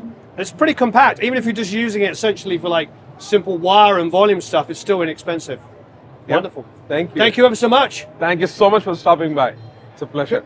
Can we do a giveaway? Yeah, of course. Okay. And the great thing is we're going to do a giveaway. So enter to win one of these lovely pedals. Down below there will be a link. Awesome. Thank you very much. Thank you, Warren. Thank you so much. Hey guys, I see Colin from McDSP over there. We already did an interview with him, and you guys know I love their products, and let's put him on the spot. Let's see what happens. Colin, what's up, buddy? Joe, how's it going? It is going great, man. I had a great time interviewing you the other day. It was fun. Yes, it was. What I've been doing is I've been asking people how they feel about the Produce Like a Pro, community. You like them guys? I'm like, you truly love those guys? They're pretty good folks. They're pretty good folks. They have a lot in common with us. They're like-minded guys. They have the same passions that we have. That's right. Music. But one thing that maybe all of them don't have is maybe an incredible plug-in from McDSP. What if, can I put you on the spot and just say, would you like to give something away? I can do that. Are you generous today? Sure. What would you like to give away? How about the 6060 Ultimate Module Collection? It's got 34 different modules of EQ, compressors, and a bunch of other stuff I couldn't recall off the top of my head, but it's got a lot. Give away one of those. I would love that. Okay. But more importantly, they would love that. I have that plug-in, use the plug-in, love the plug-in, and I know they will too. Colin, Super. thank you so much, buddy. Thank you, sir. Thank you. Right, okay, Edward, right, so Warm Audio. Warm Audio here. You've got Warm So- Audio stuff, because I've been in your studio, so I know. I've got the 412s. Right. They're on my tom microphones on my kit. They're really good. Not tried any of these microphones out yet, but I hear very good things. The new stuff from Warm Audio, I believe, is at the MPX, 2 MPX tube mic preamp. We spoke to the guys on the Plap channel, and they were really excited about this. Loads of options there. And as well, ladies and gentlemen, this is in Warren's studio. So we do go back to the studio, is it Sunday, Monday? Yeah, we'll be going back tomorrow. So Paul can have a little bit of a tweak when nobody's looking. Paul will have a play with it. I'll be in my bag on the way back. Ooh. Now, obviously, with the 500 series stuff, now you were having a look at this, weren't you? You were having a look at the Black Lion Audio, the Blue Stripe. Now this is the kind of CLA modded one. But then obviously you've got the Lindo. Now I've actually got the 500 series. Well, I had the 500 series 1176. Now, what I want to show you guys, I think this is super, super, super cool, is the Fairchild. Now, I am a little bit of a geek, as we all know, but if you have a look at the tubes, James, come on, have a look at the tubes. Just see how many tubes are in this. Have a look at that. That there is as analog gets. It's so cool. Just so much stuff here, isn't there? You know what? Somebody told me about these. Seemingly, these are ridiculous. These monitors. Audio. Like, It's check the size of the sub. Have you seen the sub? yeah. Look at the size of it. So mixed with the masters have a section. CLA was here yesterday. There's a whole host of discussions going on there, which is quite good fun. Chad Blake was here yesterday as well. That was did really we cool. miss him? Yeah, no, I managed to catch a glimpse of Chad Blake. Now, these guys are interesting because Warren has a set of these in the studio, the Wayne Jones Audio, great big red boxes. Yeah, we were quite impressed with those in Warren's studio. It was quite interesting, wasn't it? Because you had the Genelecs on either side, and then you had the Reds, and the two of them sounded so different, eh? Yeah. All right, so these are the guys I wanted to speak to, which is Flock Audio. All right, so we're here at Flock Audio. Now, if you don't know Flock Audio, they've basically invented what I consider to be the most important, maybe the best product for home, or any studio. I'm in the habit of saying home studios. Technically, I have a home studio, but this is probably the best product for recording in the last 70 years. Probably since the Neve preamp came out. I don't know, maybe I'm biased. This is Darren from Flock Audio. Talk us through your system. How did the Flock Audio digital patch bay come about? Sure. So the way it actually came about was very similar in what you're describing. I was running a home studio, and it was getting and growing and becoming more successful, and I was adding more gear, and I knew I needed a means of analog routing. Yeah. And so I started looking around and searching Sweetwaters and the VKs and everything like that. And I'm like, why doesn't a product like this exist? And it kind of led me on this journey to eventually what we created, which was our flagship model, the patch. And from there, really, I mean, you know, years upon years, we just grew the product line based on popularity and, you know, what people loved about it, and then the software and so on and so forth. And it just kind of grew what today is Flock Audio. So the idea being, instead of manually patching things with patch cables and great big racks of insert and outserts, whatever they're called, it's all done digitally with, is it relays? No, we actually use a form of cross-point chip that was originally designed for air traffic control. Oh, wow. Okay. And so, like, we did all kinds of different tests. We didn't end up using relays as much as most people thought we should have. The reason being is we did some early beta testing with relays, and because with so many relays so close together, they cross-talked so much, and it just never worked. It never would have met pro audio standards, especially in such a, you know, a small condensed footprint like Patch here, which is 1U. So this is the model I've got. This is 32 in and 32 out. So I have this set up with my UA X8P at the moment, which is probably going to be swapped for an X16. So I run 8 sends out of that, use 8 of the inserts on the Flock, and then 8 of the sends out back into the 8XP. From that, I then have 24 channels available to route out to all my lovely 500 series you've probably seen on the channel. And the application, which we'll show you in a second, enables me to basically use hardware like a plugin, so I can insert anything in any order, pull stuff in and out as and when I want it. It's just like having hardware, but in plugin form. It's just so versatile. Now, we were chatting yesterday that they've just brought out the Patch VT, which is 64 I/O, which I think I'm going to have to get hold of this, because 24 once you've taken out 8 out of the 32 for the I/O. It's kind of enough, you know. I've made it work on the podcast with Paul, who's stood just there, with some mixing. Paul has some interesting opinions on analog. We'll get that on camera soon. But I feel like I could do with more I/O, but I'm just being greedy, you know, so yeah. Yeah, definitely. I mean, and that's part of the Patch series. That's why we do have the 4 different models to be able to cater to any type of studio size, right? So we have our Patch LT, so that's our 32-point model, our flagship, the original, that's the 64-point model, the brand new one that Ed's talking about, which is our 128-point model, and then the Mammoth here, Patch XT, which is our 192-point model. So a nice variety. So that's 192, but 96 in and 96 Correct. out. Yeah. Yes. Yeah. So if you haven't heard of these, check them out if you're using a hybrid setup. Now, let's be honest, some people may question the price. Yes. But these will be in every studio by the end of this decade, for sure. It's just the best thing, in my opinion, anyway. Definitely. I mean, it's an investment that you're really going to get a quick return based on speed, efficiency. I always describe it as this. Creativity is creative momentum. And if you lose that momentum messing around with cables or whatever, you know, you start to kind of lose what you were working on creatively. So these streamline your workflow and just make it so much more efficient. Yeah, and you can plug microphones in the front as well. You can reamp stuff coming out and then back in. It's flexible. Let's talk about the application, because you've just brought out the Flock Patch DX app. Yeah. So this is our classic, as we call it, but otherwise this is the software that comes with every system. It's fully loaded with all kinds of features. It is a powerhouse as far as what it can do. As the best way to describe the app and break it out really simply is in 4 different sections, okay? So hardware index is on the left. That's where everything that's connected to your Patch hardware is cataloged. Then you have your stored routings here at the top. So you manage all your stored routings, which you know, and you can recall them. We have the active routing grid. So that's where the magic happens. You start to be really creative and do sort of different testing and stuff like that, and different combinations. And then our toggle section at the bottom. And as you can see, it looks like a DAW. It looks like you're literally working with plugins in a DAW, right? And then it's just loaded with all kinds of different features as far as multing, so splitting off signals, so you can do as much of that as you want with, you know, no impedance issues. Let's chat about that for a second, because basically in this section you load your preamps, or store your preamps and compressors and EQs.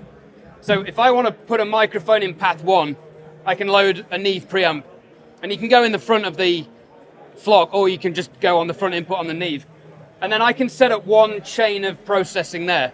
I can then mult this out, and then set up a parallel processing chain, and then record both of those at the same time. And is that pretty much unlimited? It's unlimited, and it jumps to each one, so you literally could do like 7 stems of audio, so you could have a dry one, you could have a really wet one, reverb one, you know, whatever you want. So Paul talks about parallel compression on vocals in the podcast quite a bit, and I've taken that on, and it does really work really well. But we can do this with analog now as well, which is just remarkable. Are there any phase issues with that, timing, alignment, correlation No, issues? not at all. The way Patch Series is designed, and because of the chips we use, it's simultaneous. So there's never any phase issues or anything like that. There's no latency, propagation delay, nothing like that. Yeah, and obviously you can save and recall sessions. Can we talk about the bridge? Bridge? Yeah. So that's part of our Patch App DX application, which is behind me here on the computer. And so what Bridge does effectively is Bridge is going to be a plug-in version that will do instantaneous recall in a session. So if you have a routing set up on your mix bus or master bus and you save it and you have the Bridge plugin set up inside your session, you close it, the next day you open it up, it'll automatically recall that routing. So you don't even really have to go into the app and mess around. So we don't need to save it in the app, it's saved in Logic. It'll save in the app and then it gets recalled through Logic. Basically anything you'll save in the app here will show up in Logic in a drop-down menu. Yeah. I'm sold. Check it out, guys. Thanks, Derek. Thanks so much, Cheers. Ed. Good to see you again. You bet. All right, before we get started, everybody, I'm going to reach over here and grab this, because all we've been getting in the last 2 days is comments about my haircut. So there you go. I'm going to do this one wearing a baseball cap. All right. How are you, Nuno? Hi, great. Good to see you. Good to see you again. We're back. We saw it last time at AES, and I wasn't wearing a cap then, but now I am. All right, so what do we have going on? First of all, I noticed we're in a full-blown immersive with IK. 7.1.4. Yeah. Lovely. So what we have here, it's our new 3D synthesizer. It's a synthesizer that works and creates 3D sound out of it. So you simply press a note and you get 3D sound completely around. Or imagine something like this.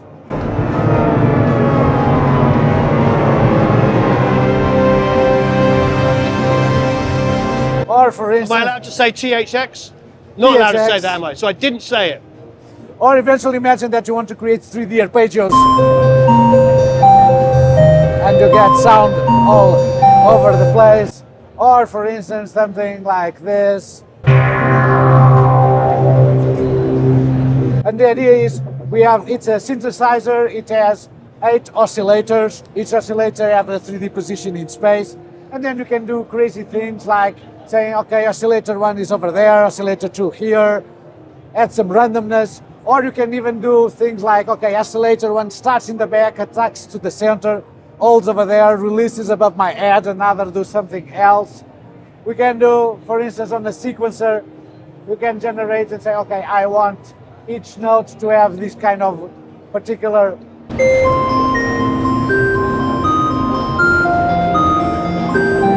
and you get this 3D sound out of it, especially nowadays with Dolby Atmos for music. This allows you to get a sense, a sound coming completely out of the synth into the... Nice.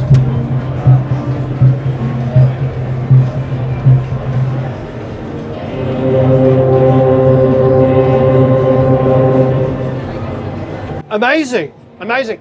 I like this because at the moment all we're doing is talking about immersive. All we're is talking about it as mixing. Exactly. When people think this about... is actual production. Yeah, people don't think about spatial music, they think about the piano, so it's something for the mixer. Our vision is to bring this to the musicians, to the producers. When you create something, the same way that you think about harmony, orchestration, and rhythm, so you think, okay, let's talk about space. And by doing this, you create this amazing sound experience, either for a recorded song or for a live concert. This brings a new kind of immersion to the audience. Amazing. Thank you very much. It was a pleasure. Thank you. Good to see you.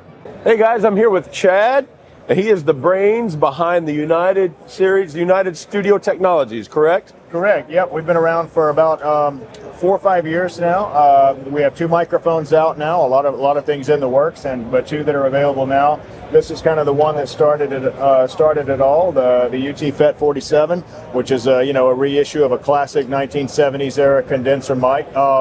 And I may have told you this, Joe, I don't know if you knew, but you were kind of, in a way, the inspiration behind that is when you took us on the Nashville studio tour, before United existed as a company, and you showed me around all the studios. The mainstay mic I kept seeing on the stands was the original, the classic, and some of them were in bad shape, like held together with duct tape onto the stand, and probably a Sony. Yeah, head baskets beaten in, and I thought to myself, why has no one ever made like an affordable, modern sort of reissue recreation? And so that was the kind of the beginning of the company there. When we started, that was exactly where we knew we wanted to begin. And then a couple of years later, we released the 2087. We're really proud of this one. This is a mic that, took about 5 years of development to get right. We basically analyzed a golden specimen of the classic late 60s circuit, as well as a more modern one, and we teased out what all of those individual differences were in component tolerances and design choices and the way the capsule is polarized, and we were able to basically make a set of dual boards that are switchable, where you can essentially have the late 60s version in vintage mode, or you can have the more modern version in modern mode. The vintage one is a little warmer, a little bit of a high frequency roll off. It's a little lower output, more silky, more forgiving. Just like the original. Exactly, yeah. The modern one is a little brighter, more crisp, more articulate. It's kind of like putting a high-res spotlight on the sound. And they both have great uses. I still don't know which is my favorite, but I think it's great to have the flexibility of both options in a single mic. I actually have both of these. I use this on kick drums every session that I do. It's on the outside. What I really like about that is both voices in one microphone, because that's always the thing when you go to a studio and you're dealing with an existing mic locker. You don't know if you're getting the voice of the vintage or the voice of the new AI, and which are very different. Right. So when I'm recording at my own place, I can have either voice. So that's very cool. Great products, Chad. Thanks for giving us a minute of your time. Hey, what's up, everybody? We are here with Diane and with Ro, a record producer and founder of Weird Sisters Records. How are you doing? All good? Good, how are you? Always good to be here. It's so wonderful. So, what are your highlights on NAMM? For me, I mean, just seeing Sylvia Massey was a highlight. Oh, yeah. What else?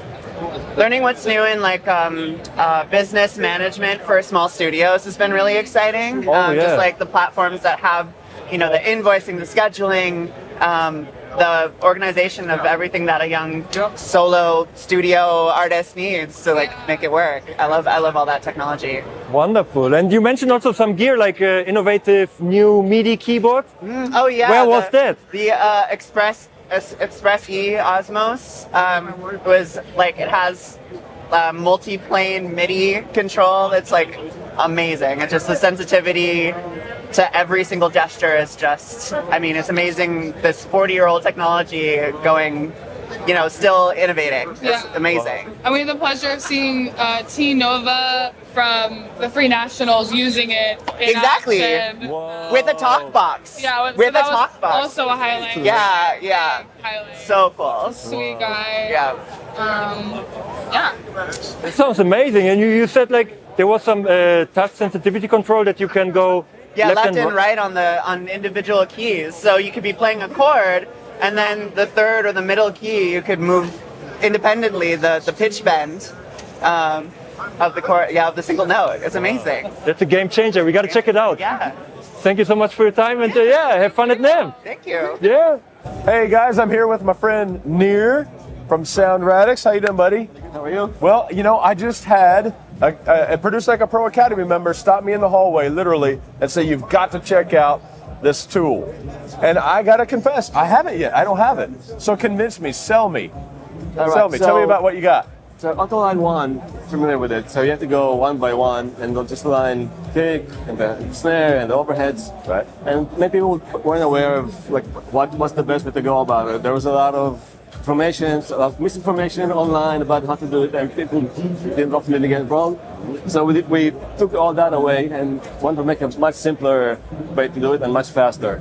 So you don't have to do any manual routing anymore. You just put it on all the tracks, and all you have to do is just click one button. How about right there? That's it. and you're That's done. And it automatically detected the drums, the bass, the guitars. Now, not only it does time alignment, it also does spectral phase correction. So if you had any filter group delays going into it, it'll correct that as well. Or if you had different angles of the mics, it'll fix that. So our tom-toms and our snare drums all can be as big and full as they're supposed to be. Exactly. You're actually getting the real sound you recorded without the comb filtering cancellations, without any interference. What you recorded is what you get. That's the idea. Another thing we're making sure is that we also do absolute phase. So making sure that the kick is firing forward and not backwards in the speaker. That can make something of a big difference. And we brought in all the other features from Autoline 1, so you can still do the next and previous. You can link tracks together, you can lock tracks together if you want to keep your close mics the way they are and just move different mics closer or any way you want. It's all in there. Very cool. So we have all the flexibility and the ease of use. We included Autoline 1 with Autoline 2 as well for backwards compatibility, so don't worry about old sessions. We'll still open up. Yeah, that's a biggie. That's a biggie. All right. Well, you've convinced me. I need to demo it. I'm gonna have to try it. Getting drum tracks from various engineers around the country to mix. We all know that is an issue and a problem sometimes where it was recorded maybe not quite in a line and phase as it should be. So I'm very interested. Sure, it's also it's sound physics. You can't really have the mics in phase when you're recording. As long as you have different distances, the speed of sound is slow enough that when it hits first mic and then the other mic, you're gonna get some comb filtering. So the best you can do with mic positioning is kind of EQ it with phase more favorably to where you like it, but you're always going to have some phase issues. And your transients are going to be smeared a little bit because we have the close mic snare and the further mic snare, and so you have like a little delay, right? So it's going to get smeared.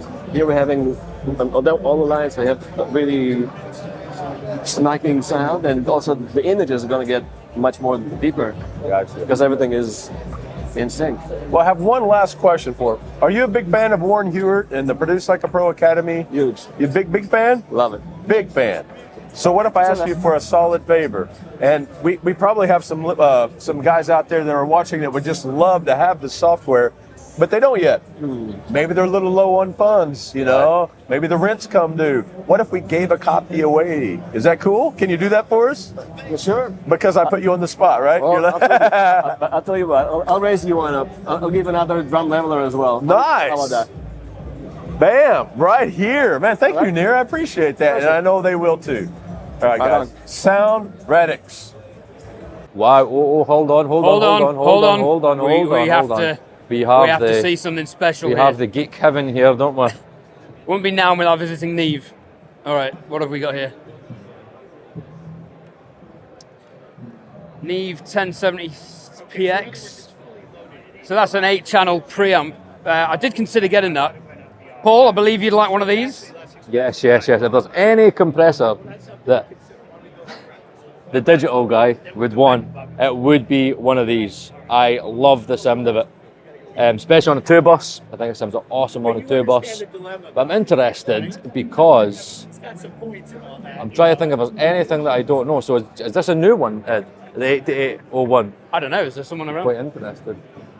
However though, Ed, this is obviously where it's at. I don't think I know where to start with this, but I'd love to spend 2 weeks trying. It just looks awesome. You know what I mean? It looks awesome. Now, something I do want to talk about, because this is definitely relevant to my channel and you guys. I've tried to get hold of this for months. Is the M88M, Neve's first audio interface with 88 preamps in.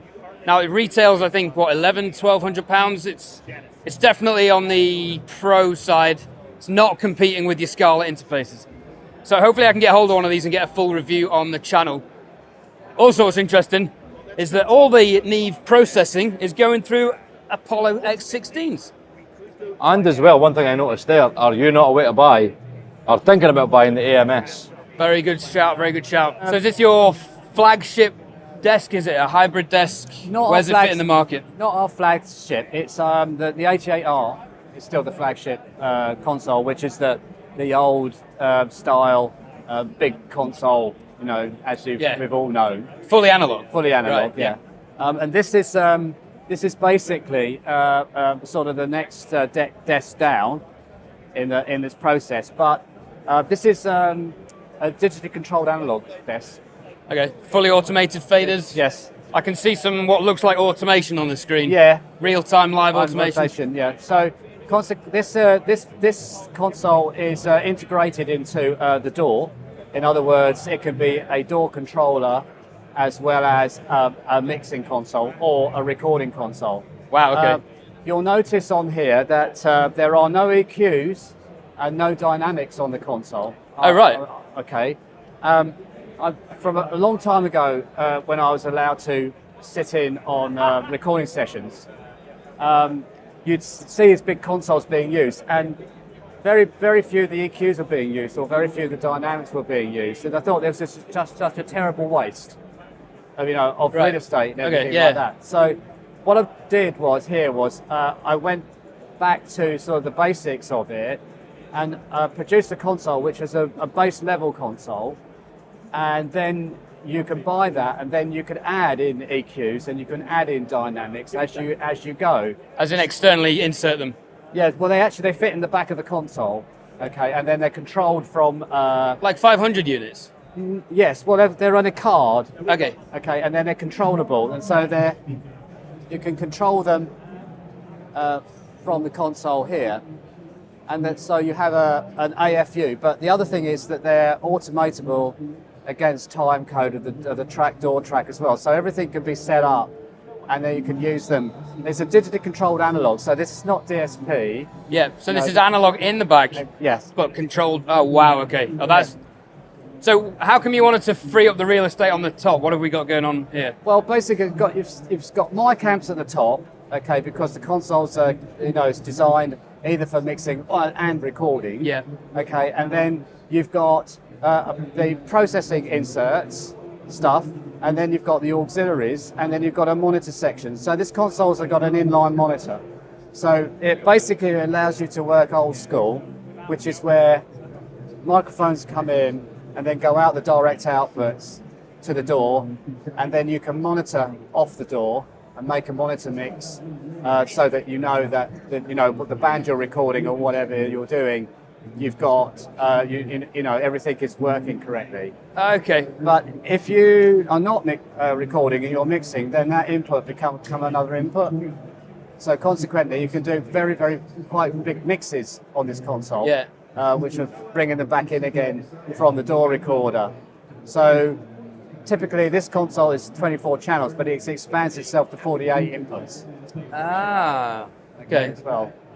Okay. Double value for money. Yeah, and it's integrated with the DAW, so the faders can be used for DAW controlling, or you can use the DAW automation to control the faders as well. So you don't have to use, because a lot of people are much more used to DAW automation than they are a generic NEEP automation or anything like that. So that's basically the console. The console can do 5.1. It has 5.1 panning on it, and it can also mix 5.1 as well.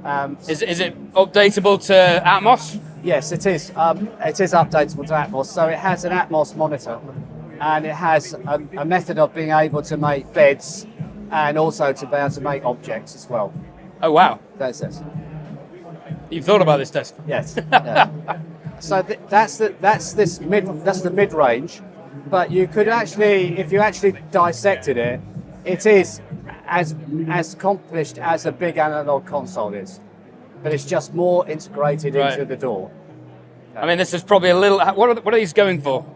I think the base price for one of this console is about $60,000, $70,000, depending on how you fit it out.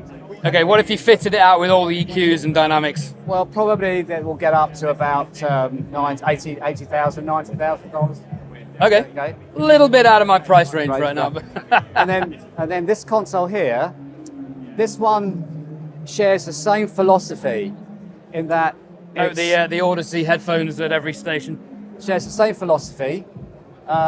It's a base model, and then you buy what you want to add to it. And this one goes even further in that it has no mic pre's in it either. So it has no EQ, no dynamics, no mic pre's. But you can buy the mic pre's if you want to use it for recording. But an awful lot of people use this just for mixing. So it's got 2 line inputs, one for the DAW returns and one for synthesizers or microphone preamplifier outputs or whatever you want to do for that. And then it's got a monitor path as well. So again, you can make monitor mixes and cue mixes off the DAW return as you could with normal consoles. Also Atmos capable? No, not at all. This is regular stereo. Okay. And that's it. Okay. The good days. Yeah, that's right. And again, you can buy microphone preamplifiers if you want, and then you can use these OPX preamplifiers with this console, and you can control them from the console. So it becomes a recording console. Oh yeah, because they're Dante enabled, aren't they? Yeah, they are.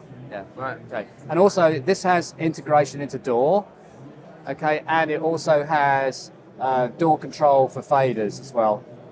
You'll notice, as you say here, that what you actually got on here is you've got a couple of 1073 mic pre's, and you've got some decent DI as well, and that can be used for when you're doing overdubbing. So you can set your mix up, and then if you want to overdub the vocals in a small booth, just a small studio, then you can use the microphone preamplifiers to do that. And you can build up the tracks that way. Right. Wow. Okay. Wonderful. Well, Robin, thank you for your time. That's all right. Appreciate it. Okay. Here we are. It's the end of day 3. Yay! Thanks everyone that tuned in. NAMM-tastic.